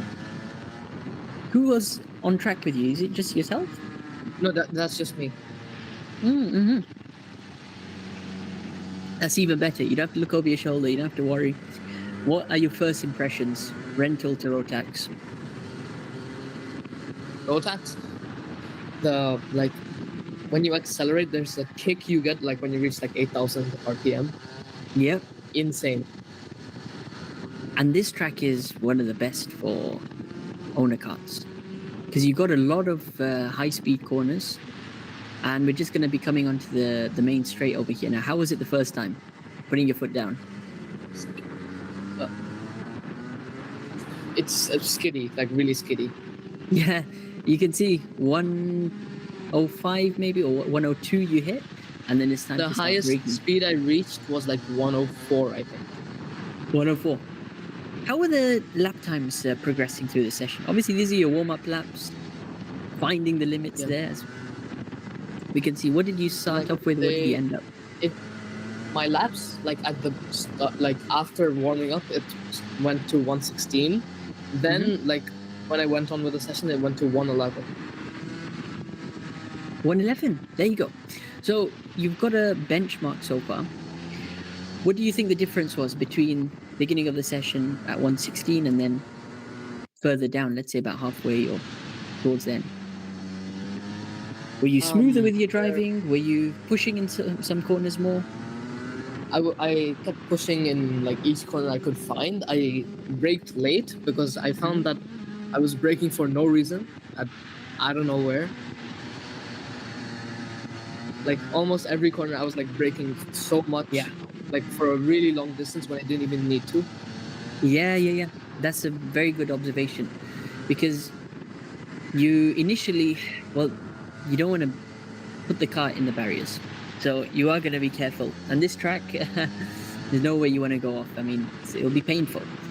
So you will be more cautious. You're going to brake more than you need to, but you be progressive. So I'm going to brake for every corner on this lap. And the next one, I'm going to remove it for turn 5 and turn 8 and so on, so to a point where there are clear braking points, and some can also just be lifting points as well. That's definitely at this track you'll have that. I mean, what were the tricky parts that you were struggling with? Tricky parts, corner 3 and 4. I don't think I was going fast enough, and my revs were like really low. Okay. So like coming out 10-1. Over there, I was getting like at like 4,000, 5,000 RPM. That's a good way to track also. Basically here. So this is turn 2. So 3 over here. Turn 3 over here. Yeah. And now turn 4. Here. Yeah. It's a tight section as well. Tight and technical. Let's watch a couple of the other.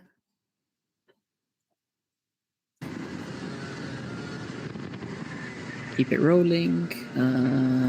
Here.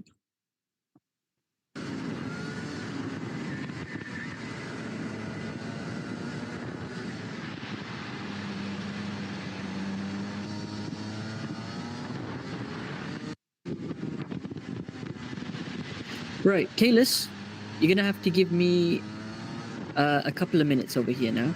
I've got urgent family matter to attend, so let me sort this out. I'm gonna keep the footage rolling in the back. Let's put it from about 6 minutes or so.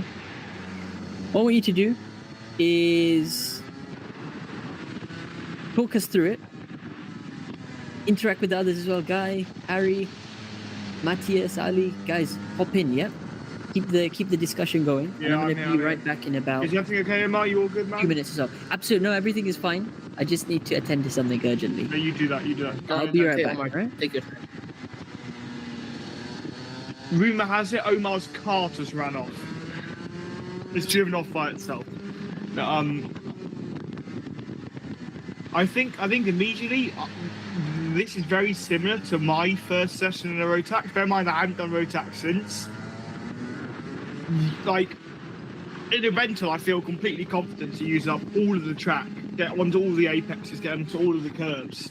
Am I right in saying here you're a bit wary of like here you're getting close on the exits, you weren't using the whole of the track? Would you agree with that?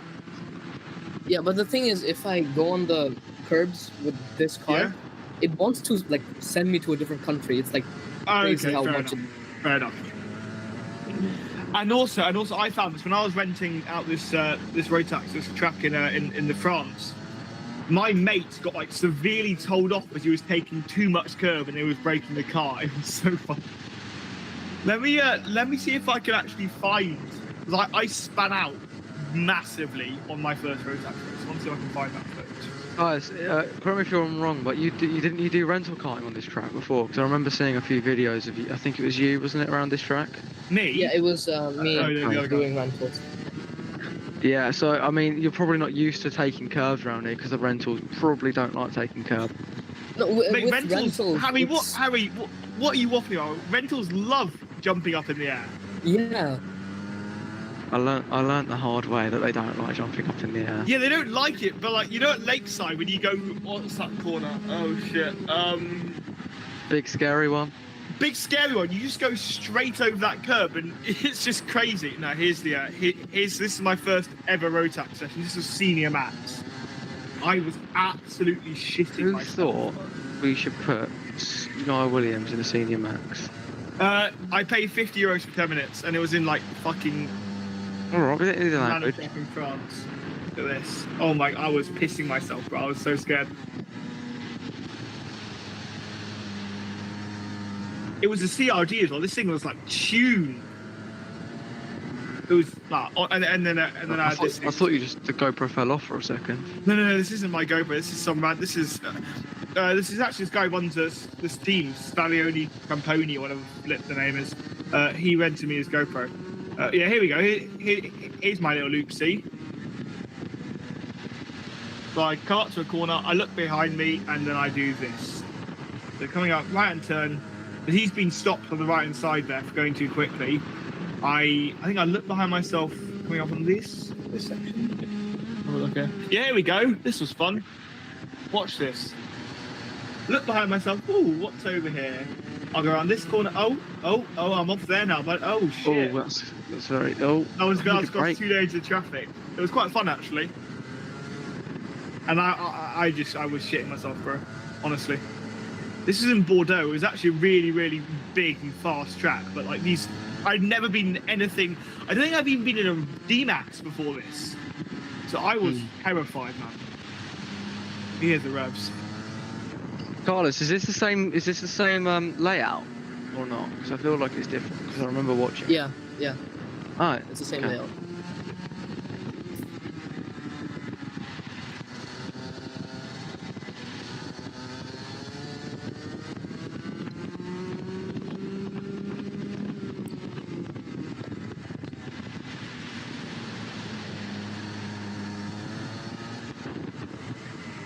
I mean, you can just see your confidence kind of like evolving as you go around kind of each lap.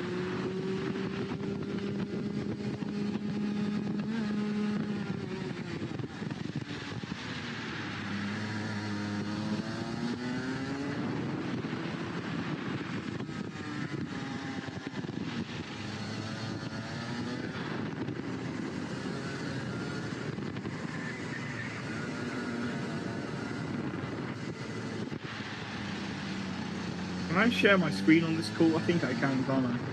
This was fun. I raced at Acton with a couple of Porsche Pro drivers, my beautiful figure of 8, and then a Marshall hopped on track and I got absolutely punted into a wall, and I bruised my leg really badly. Yeah, here we go. Let me see. So If I I can don't think we can compare road tax in this class track to a figure of 8 in electric karts. Shush. This isn't about the track. This is about the punting into a wall, silly boy. Oh wait, actually no. Wait. I don't think we should be learning on how to get punted into a wall at Team I'm Sport. not learning. What do you race, mister?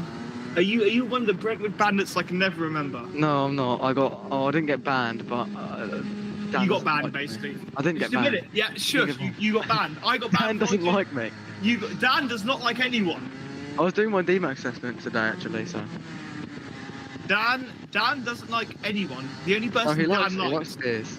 is Jude Pudford. That's the only person he likes. I've got some class photos of him. I got 25 quid out of Rubber Bandit from taking photos. The funniest thing is I did a lakeside endurance race and I punted a Brentwood bandit into a wall. Absolute revenge for beating me every time at Brentwood. Yeah.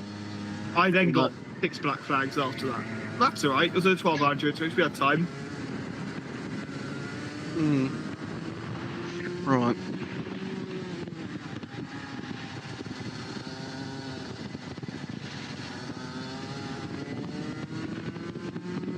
Yeah.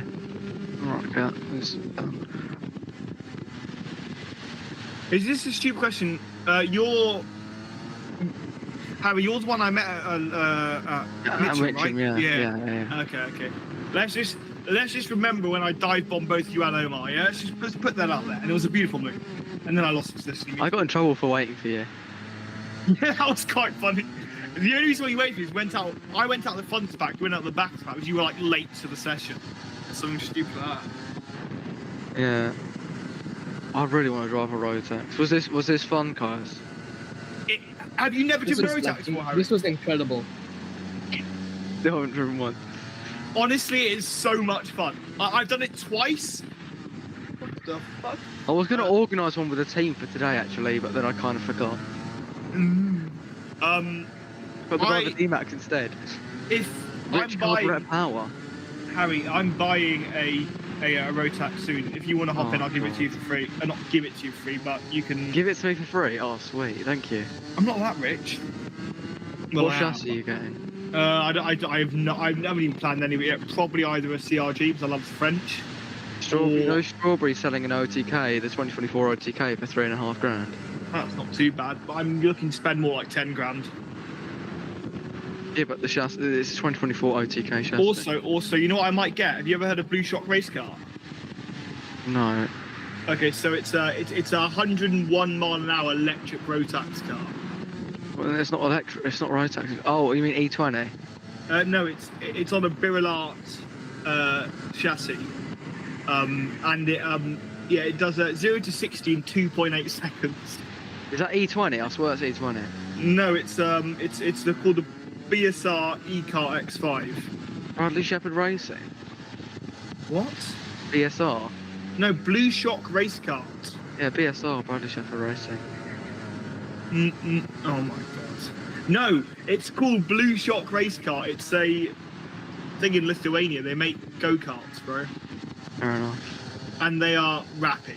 It's literally the fastest racing car on the market, and it costs 13,000 euros. Yeah, but who's going to let you test that? Myself, and I.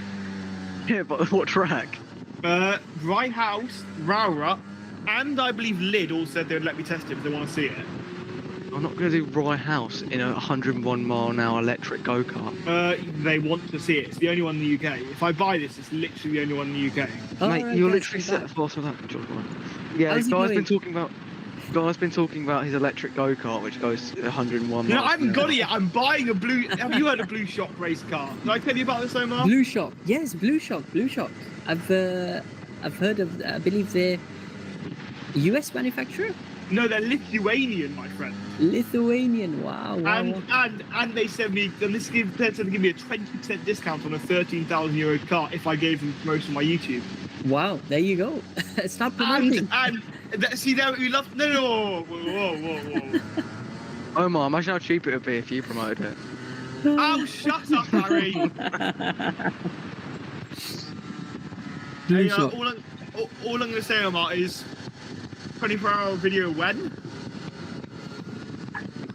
Not good. 24 hours we need just to to go through. we need to talk about that, and we'll get to it towards the end of the stream. Kalis, I think I know why. are you still around? Yeah.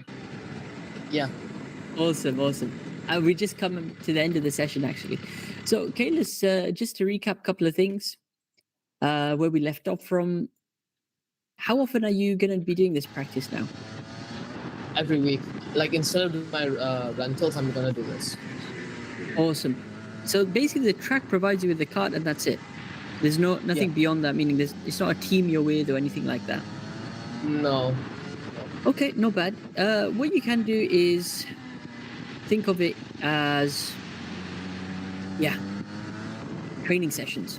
Each week, set an objective. This first experience you got was simply feeling how a race kart is. I mean, have you got a rib protector, by the way? Yes. You were wearing it in this session?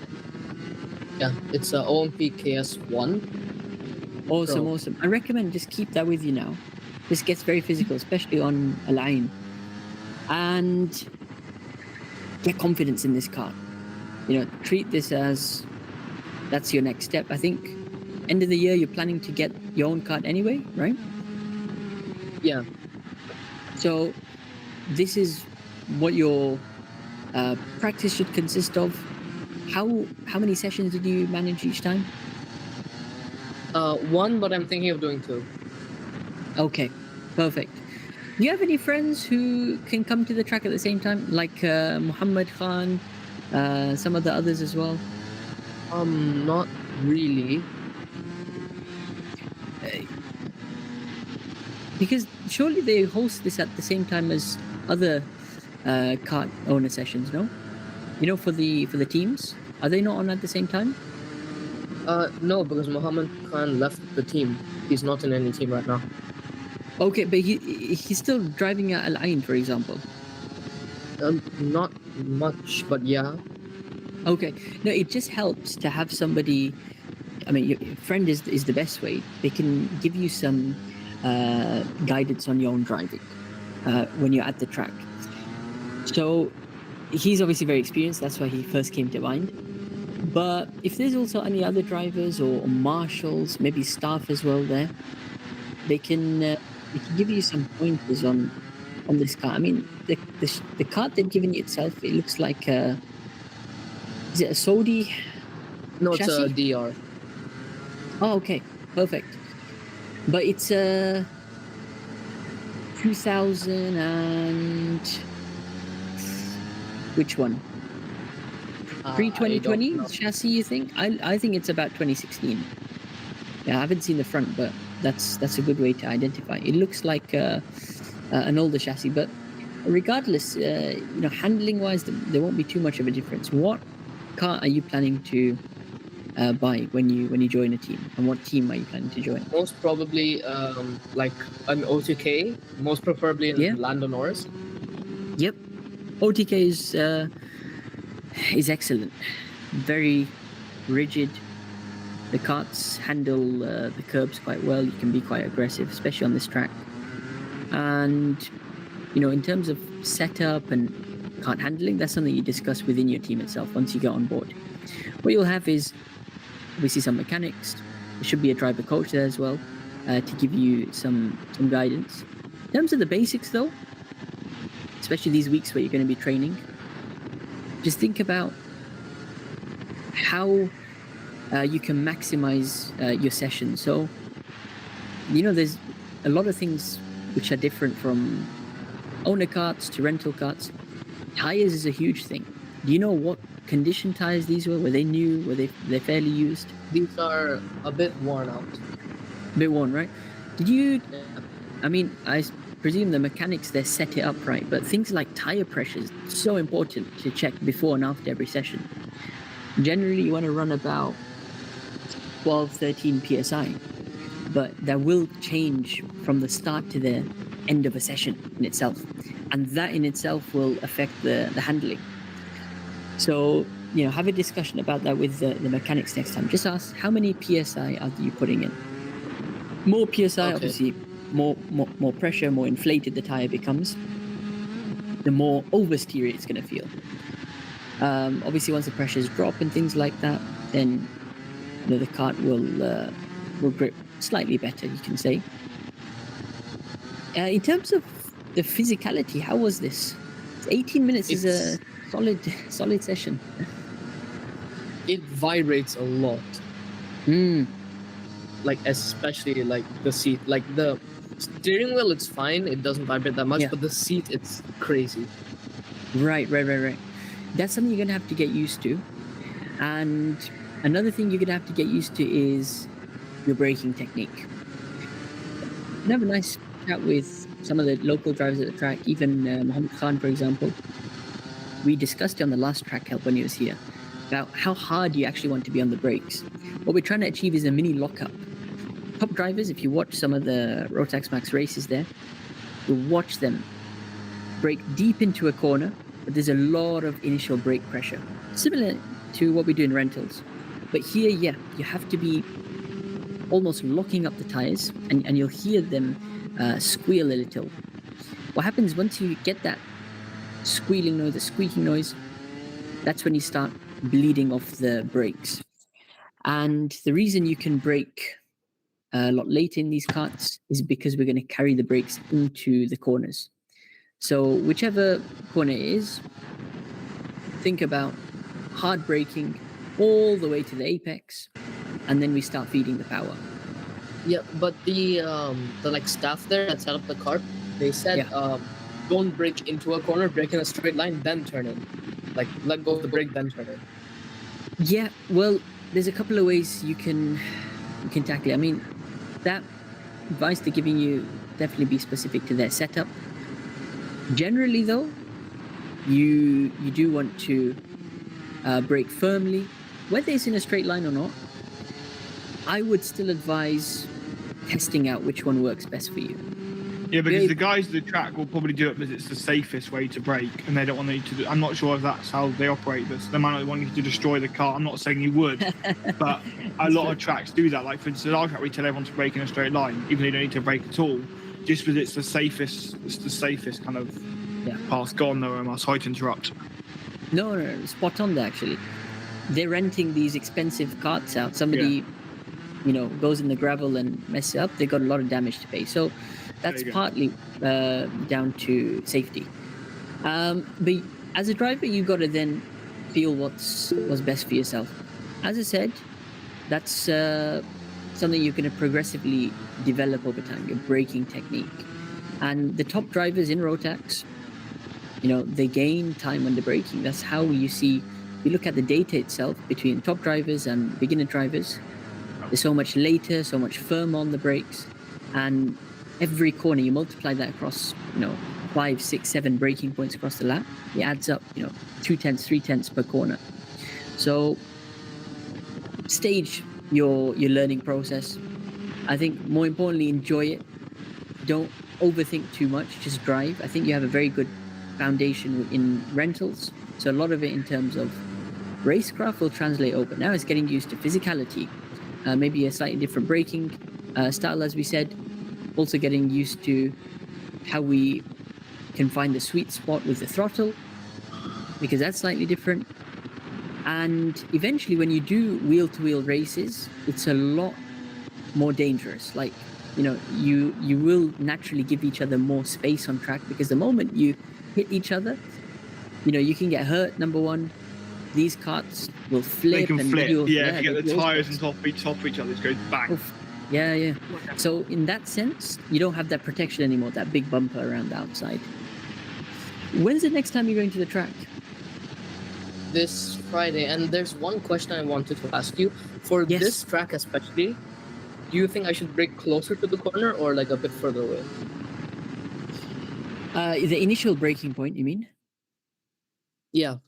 When you first hit the brakes, especially when you're just learning this track with Rotax carts, start early and think,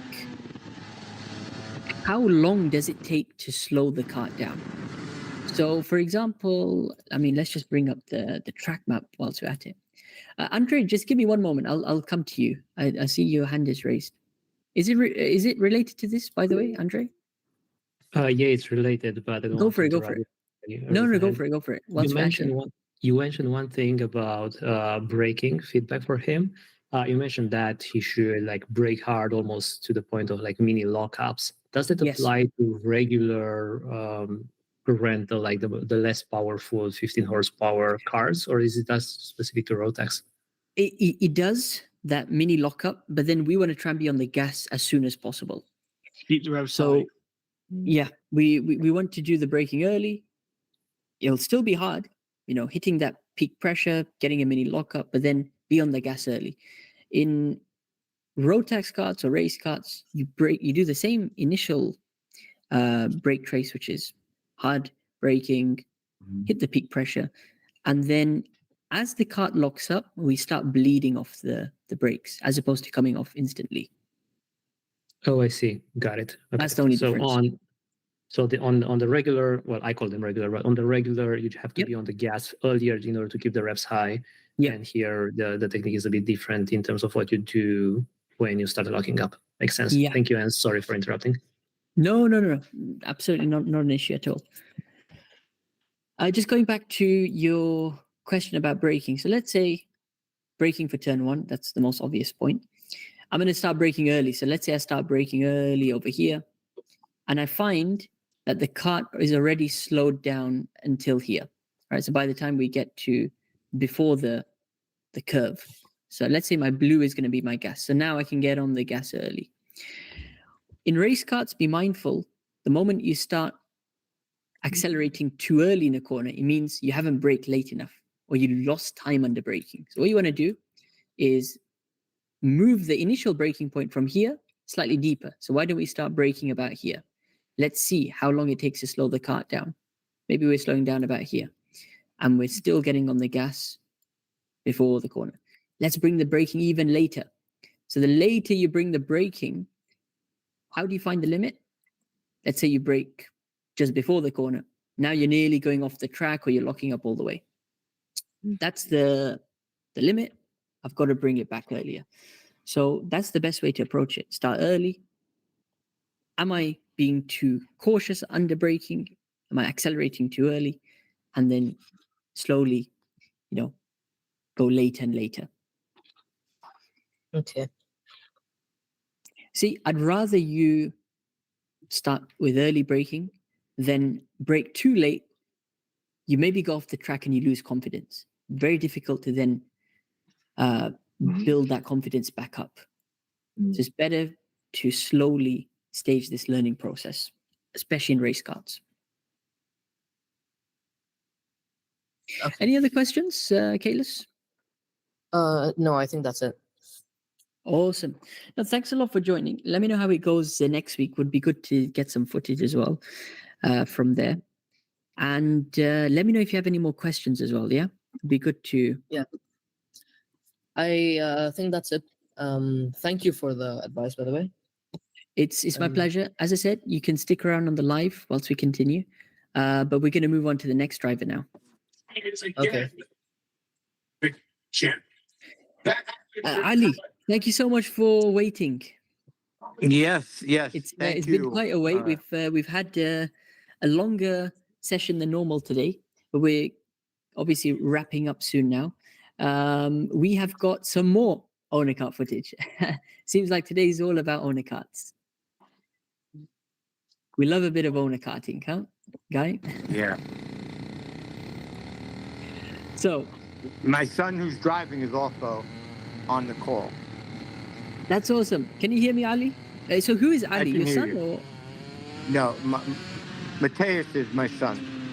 Mateus? I was just wondering. Yeah, Mateus joined. Super. So Mateus, do you have a mic? Can you hear me? I do have a mic. Excellent, Mateus. How are you, Mateus? I'm good. How are you? Yeah, everything is well. Welcome to Track Help. I believe this is your first session. And in Track Help, we love to review different footage of drivers from all around the world. And you'll see so far in today's session, there's a nice variety, different tracks. Similar karts though. Looks like you're running the easy kart, right? Over here? It's a junior, Miami. A junior Miami, okay. So it's obviously slightly different to Rotax. Personally, I prefer Miami just for the power delivery. So much more instant and it's a lot more fun to drive. Yeah, you can tell Rotax, I'm just listening to it and I can hear that it's not it's an instant power. That's all I can hear. Exactly. That sounds epic. How long have you been driving for, Matthias? I've been doing rentals since I was 6 or 7. Awesome. And then when did you go into owner karting? It was this year, beginning of this year. Awesome. So you've had about 6 months of practice? About like 4, yeah. 4 months. How's the transition been? It's been difficult dealing with electric indoor, going into gas outdoor. It's a big difference in everything. Okay. So it was just electric indoor straight into the Miami Junior Series. Yeah. Did you do any outdoor petrol karting in Not between? much. Or not that much. A little bit. Talk me through this track. What's the track name? This is OVRP in upstate New York. Excellent. I'm just trying to locate it on my maps. OVRK. Or OVRP. OVRP. I included the track map in the post. Yes, thanks a lot. Thanks a lot for sharing. I'm going to take a look at both of those. Just got the Google Maps overhead shot over here. And what's the footage then, Matthias? Is this a practice session or a race? This is a practice session. Mm-hmm. Are you part of a championship then? Not yet. I haven't done my first race yet, but okay. I plan to. So this is just all practice, basically? Yeah. When you join the championship, will it be at this track? Majority of the rounds? Yeah. And how many drivers do you reckon are in junior? Is it quite competitive? Yeah, there's a lot of like championships in terms of championship leaders and statewide and stuff who sometimes go here. I'd say maybe 15 people, maybe All more, right. 20. Not bad, not bad. And how is the level? Are they quite experienced guys in junior? They've done it for a while. And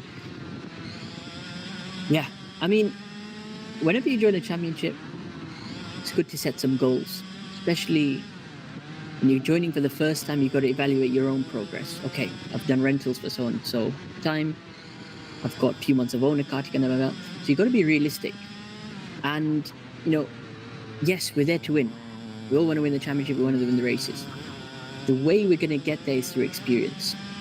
And every session you do is added experience, whether it's practice like you're doing now, or it's the championship format where you'll have qualifying and, of course, the race. Now, the race is where, things are really decided, and really you can be quick across one lap, but if your racecraft isn't good in terms of overtaking, defending, dealing with pressure, things like that, you're not going to get the points and the prizes. Best way to build up to that is just as you're doing. How often do you practice at the moment in your car? Usually once a week. Excellent. How long will you drive for? How many sessions do you do? Usually it's like a whole day, so maybe 5, 6, 7 sessions. Wow. 15 minutes each or more? Around 10, 15.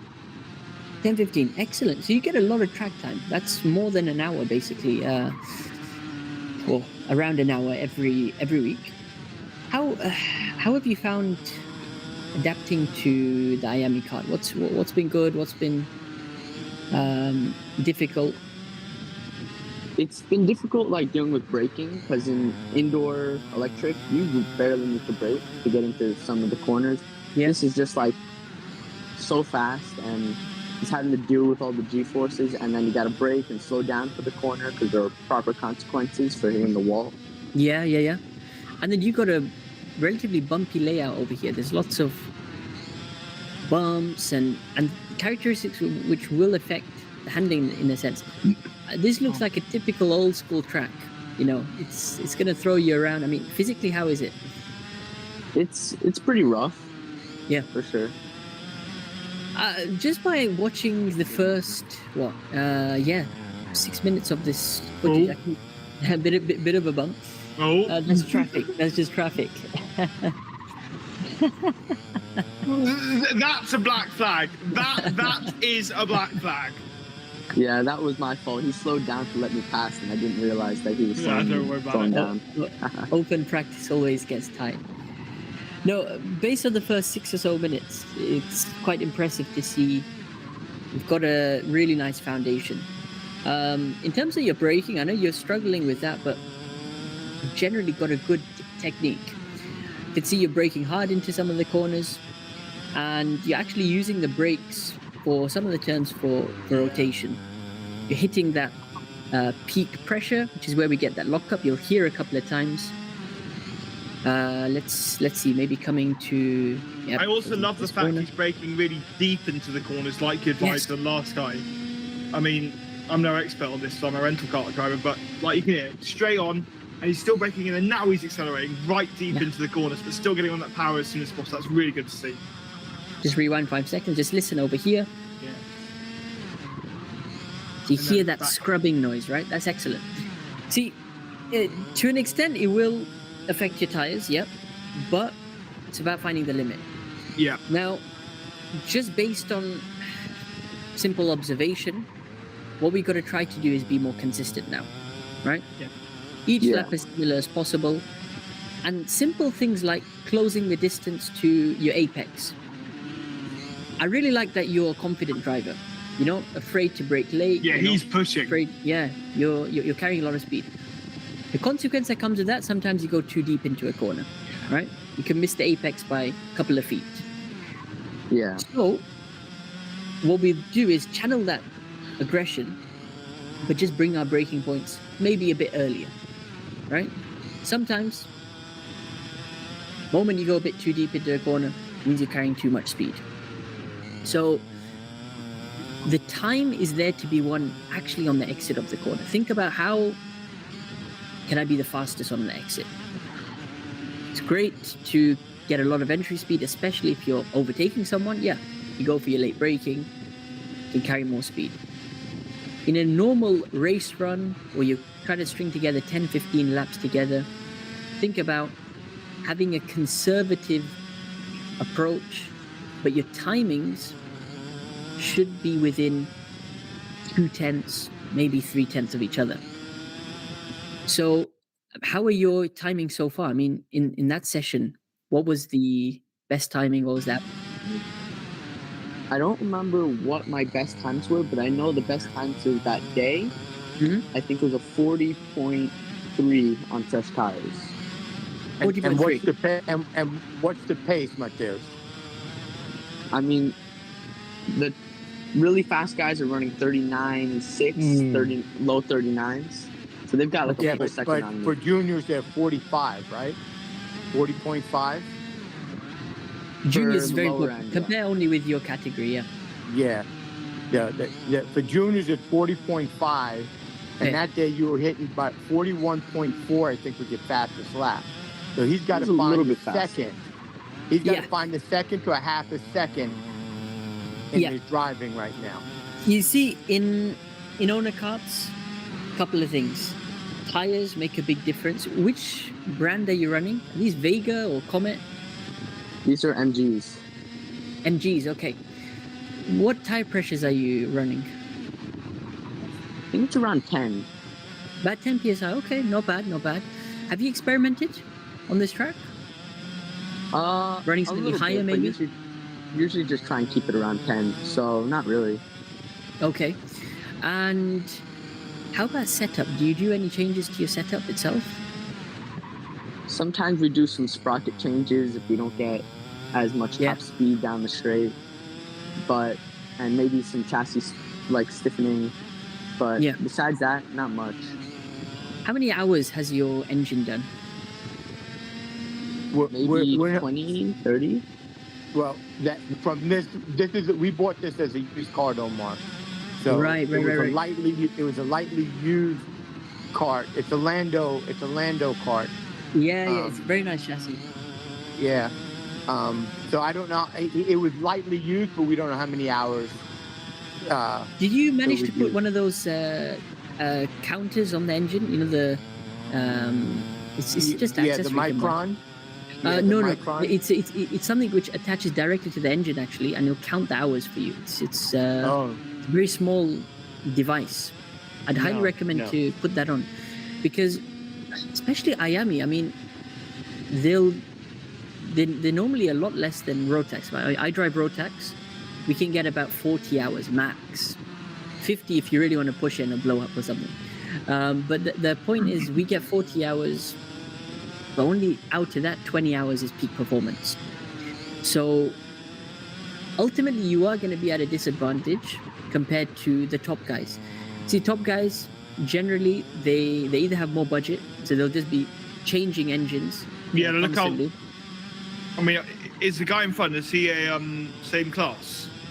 I think he's actually a senior. Okay. I think he's a senior. I was about to say, but he was the same class. You can see how much he's pulling away. But opinion. Fuck. Carry on, Omar. Is it a sealed engine you have to run for this competition? Not sure. Okay. What you'll find is the event organizer will say everyone has to seal the engine. They will do that for you, so there's no tampering. But yeah, if you have more engines, then the better. People will literally change race to race. Yeah. Especially in Miami, I know that. Those are factors that, budget helps, of course. But it's also good to be mindful of, because sometimes you'll be like, how am I a second slow? I'm trying my best on track in terms of my driving, but I'm still off. Then you can really put it down to, technical side of things, maybe even tires. How many laps do you get out of your tires before you change it? Or how many sessions, rather, before you change?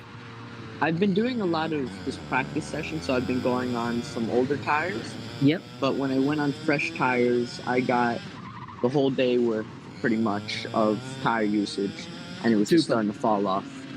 Super. That's about right. 6 sessions, right? Yeah.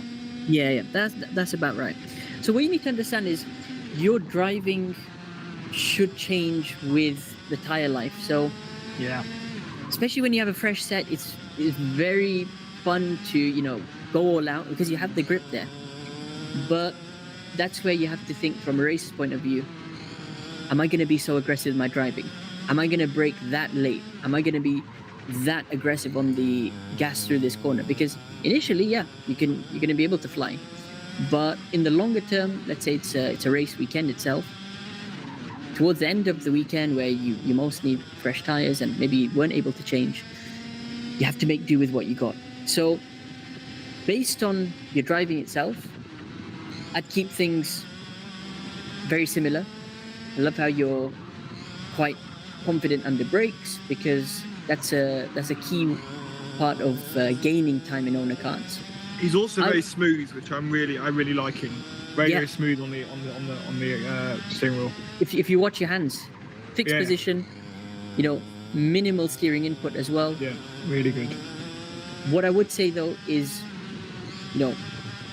fall back on the intensity part. Don't be so aggressive. Lower the aggression a little. That simply means bringing our braking points a bit earlier, maybe even being a bit smoother on the brakes. Focus on getting better exit speeds. By having a bit more of a conservative style, it'll not only help you get faster on the exit of corners, which will gain lap time, but also you preserve your tires better. There you go. And generally, you'll have more control of the kart. When you have more control of the kart, you can start doing each lap as similar as possible. That's where we hit the consistent laps which we're looking for. Yeah. Yeah, go for it. Omar, what about the leaning out or in on corners? Yeah. It'll make a huge difference in owner carts because there's a lot less weight compared to rentals. Generally, we want to lean out. So we're taking a left-hand corner over here, lean your body to the outside. Now, in owner carts, because they're so much more sensitive, body movement, doesn't have to be so extreme. So you don't have to lean all the way to the outside like you do in a rental car just to move it. What is advised is keeping at least a neutral position. Yeah. And the natural, we call it the centrifugal force, whenever you take a corner, pushes you to the opposite direction. So go with that force. Yeah. Don't fight it by, leaning into the corner. The corner. That's just unnatural. And it'll mess up your driving. Generally, it also makes you look very silly. Are you leaning in or out? I haven't really been focusing too much on that. I should be. One thing that can really help, especially even on worn tires, if you're not getting rotation, think about leaning into the corner of your kart seat. So transfer that body weight. As you turn, lean to the outside. It can help a lot. But the moment you start leaning excessively, especially in owner carts, that's when it'll really change the handling. You'll see extreme difference, and the chassis will begin to flex a lot. You'll see it bending almost in some of the corners. So yeah, just be careful. But really, your main focus should be, in these practice sessions, how can I be as consistent as possible regardless of what the tire condition is or what the engine is? Think of it as every session as an independent day in itself, right? I've got these tires to deal with. I've got this many hours on the engine to deal with. This is a block of training which I'm going to try and maximize. And are you able to, you got the Micron, so surely you have the list of lap times, right, from that session? Yeah, I do. Well, not the whole list, but I memorized some. Are you able to get like a printout or put it on a laptop so you see all of the laps? We haven't gotten the application yet. Okay. Yeah, we're, that's our next step, Omar. So I reckon if you've got a laptop or even PC at home, you can connect it by USB. I know I can do that with Unipro. I haven't used one. I've used Unipro. It's very easy to transfer data. The point being, now you can track every lap and set yourself a target in every session. I want to keep a range of 0.3 for all my laps to be within. So let's say it's 40.5, your best lap. You don't want to do anything beyond 40.9 or 50, right? We're going beyond that 0.3 range. Keep everything within 40.6, 40.7, 40.6, 40.5. That will force you to stick to a line, number one, stick stick to certain braking points, and be more disciplined. When it comes to a race, a lot of drivers, they will get caught up in incidents. Some people get tired, and sometimes technical issues just happen. They'll retire from the race. More consistent you can stay, keep yourself within a fighting chance, you can make up those places easy. And if you generally have the raw pace and you're consistent, you can chase people down. That's the name of the game in owner carts. And also the confidence to overtake. Confidence to overtake, very true. Because as you see, these are open wheel carts or open wheel chassis, so when it comes to wheel combat, it gets very dangerous. Have you had any crashes or anything like that so far with anyone? With people, not really. I mean, I've had a couple little accidents, but with people, not really. Okay. Best to just stay out of trouble. That's the most important thing. Any other questions? Matthias? Sorry, could you repeat that? Any other questions? Should I be trail braking or threshold braking more in these style of carts? Trail brake. Remember, you've got more power, so you can afford to brake late as you're doing. Brake hard, into the corner, and at the apex, be on the gas again.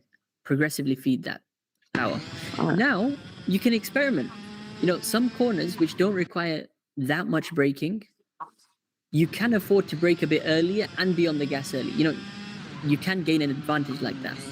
But generally, trail is the fastest way to go in owner cars. All right. When and are you also, going to do you have any tips for slow speed corners, like the hairpin that you just showed? Let's go through it. I want to just show my entire screen real quick. Basically, we got this overhead shot, and then your father shared the track diagram over here. So I reckon this one will be easier to zoom into. So basically, okay, we got that layout. Yeah, perfect. Correct me if I'm wrong. The start finish is where? It's on the end of the main straight. About here or here? About there. Okay. Oh, the first one, yeah. So we start the lap over here. It's a fast right-hander into a tight left, back into a hairpin, double apex corner over here. Now a chicane-style section, back end of the lap, sharp left, chicane right, left, long straight. So is it this section you're talking about, the slow speed? I think there's actually a slightly different layout that we do. So where that chicane is, usually there's like a hairpin. Ah, gotcha. So we're going to do something like this, yeah? It kind of keeps going a little bit more. I don't know why that track layout is just like a little bit, it must be an earlier layout, but it would keep going just a little bit more straight, then make a full U-turn, and then go to the left up the hill. Wow, okay. Is this the correct layout though? Yeah, that's the one. Trying to figure out where the is this turn 5 and turn 6, these hairpins, yeah? Yeah, that's correct. These business owners get 5 years of Do we enter it from this side and then something like this, yeah? Yeah, that's correct.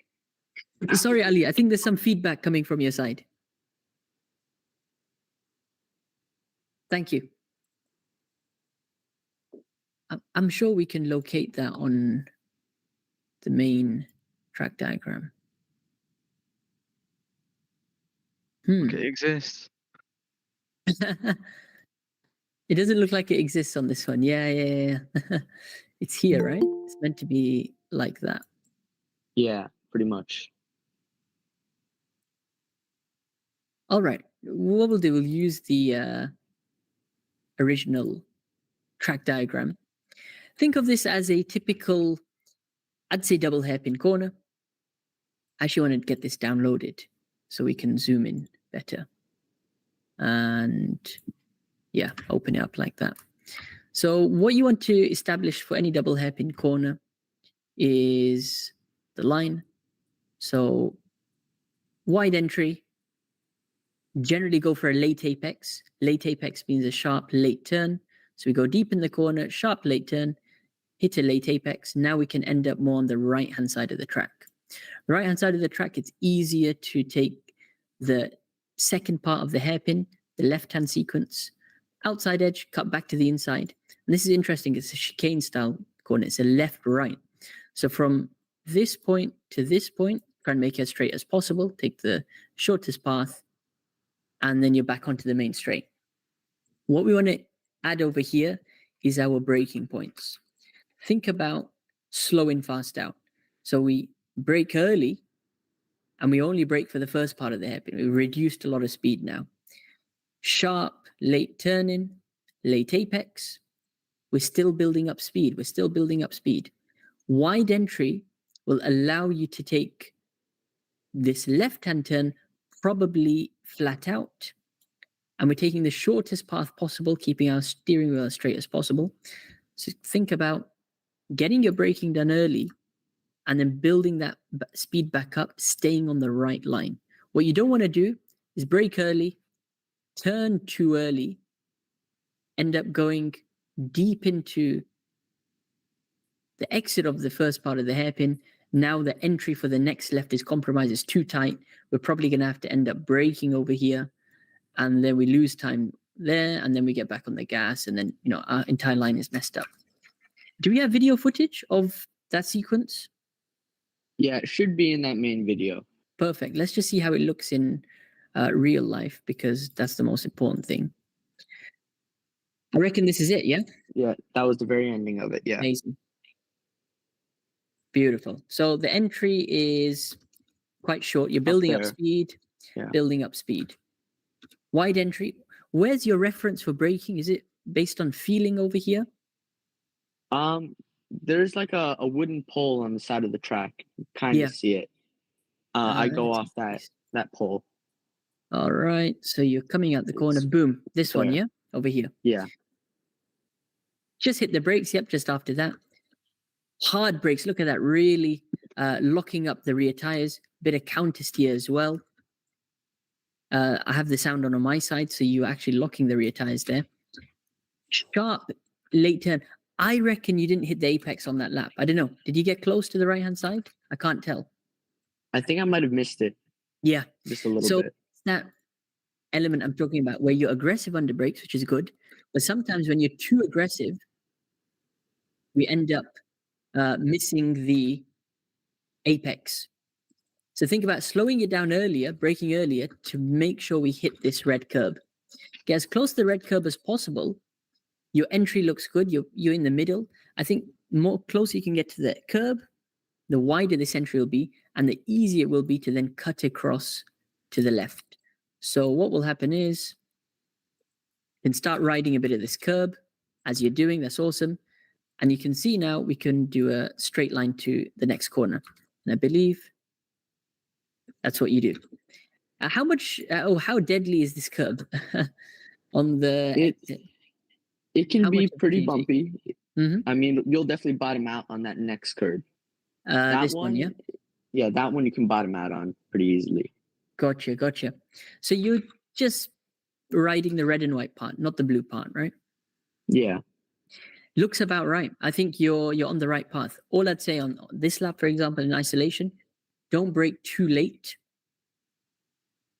Think about braking early enough so we can make it to the inside apex over there. All right.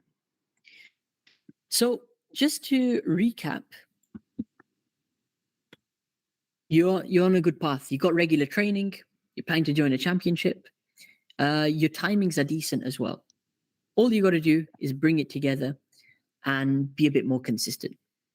So focus on trail braking, I'd say. Focus on being closer to your apex points every lap. And the consistent driving exercise, where you try to keep a fixed range for your lap times every session, is the best way to train for that. So session 1, you start off with all my laps within half a second, 0.5. That's the range. Next session, 0.4. Next session, 0.3 is the range, until like the top drivers, they will do it within 0.05 or 0.03 of each other. It's insane. If you look at their microns, wow, so consistent. But that comes with experience, and they've developed their driving style. They're driving on instinct. They're not thinking about every technical detail. And you're only going to get there through focus practice, doing more and more laps. And lots of money. And that is the ultimate factor. Yeah. Thanks, Omar. That was really helpful. We appreciate that. It's a pleasure. And keep me posted, guys, once you have some more footage and the plans for the season coming up as well. Would love to see how you guys are getting on, yeah? Okay. Yes. We'll be sure to circle back. Thanks It's been again a pleasure. for taking your time. Take care. Have a good Thank you night. very much. And that is another session of track help completed. So really good to see the different drivers join. More owner kart oriented today, and it was nice. We had different levels. So there was Jeremy, he's experienced it once. There's Kalis, who did his first ever time. Ali there as well, and Matthias, excuse me, who is doing it quite regularly. And we're just going to review some of the live chat before we end the stream. Let's give it a moment. Let's see who we've got in the comments. Omar, probably next week. Hang on, wait. Oh yeah, I should be good for next week. I'll see if I get some footage, because I've got so much footage, but I keep forgetting to upload it to YouTube.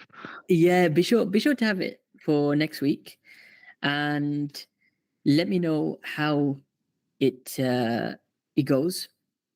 We got Type to Lose. Type to Lose, thank you so much for your $7.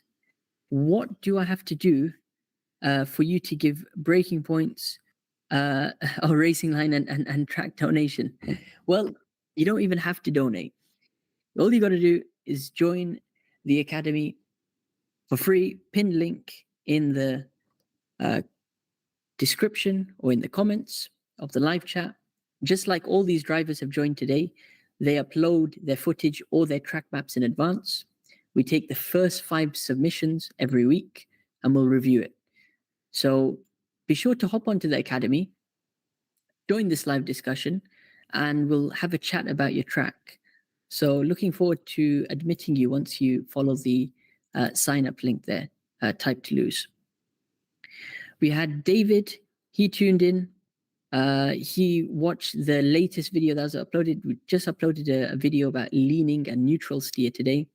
That's a technique that a lot of drivers can start implementing. I mean, if we look at the comments as well, a couple of people are already doing it. A couple of people are trying, are going to start to try that out. And that is about it from the live chat. That's awesome. Well, thank you so much, everyone, for joining. Look forward to Track Help next week on Sunday at the same time. As we mentioned, we're going to review the first 5 submissions. If you just want to come in and participate, even if it's just with a track map, you're more than welcome to. But until then, guys, we'll see you next week. Good night. Have a good night.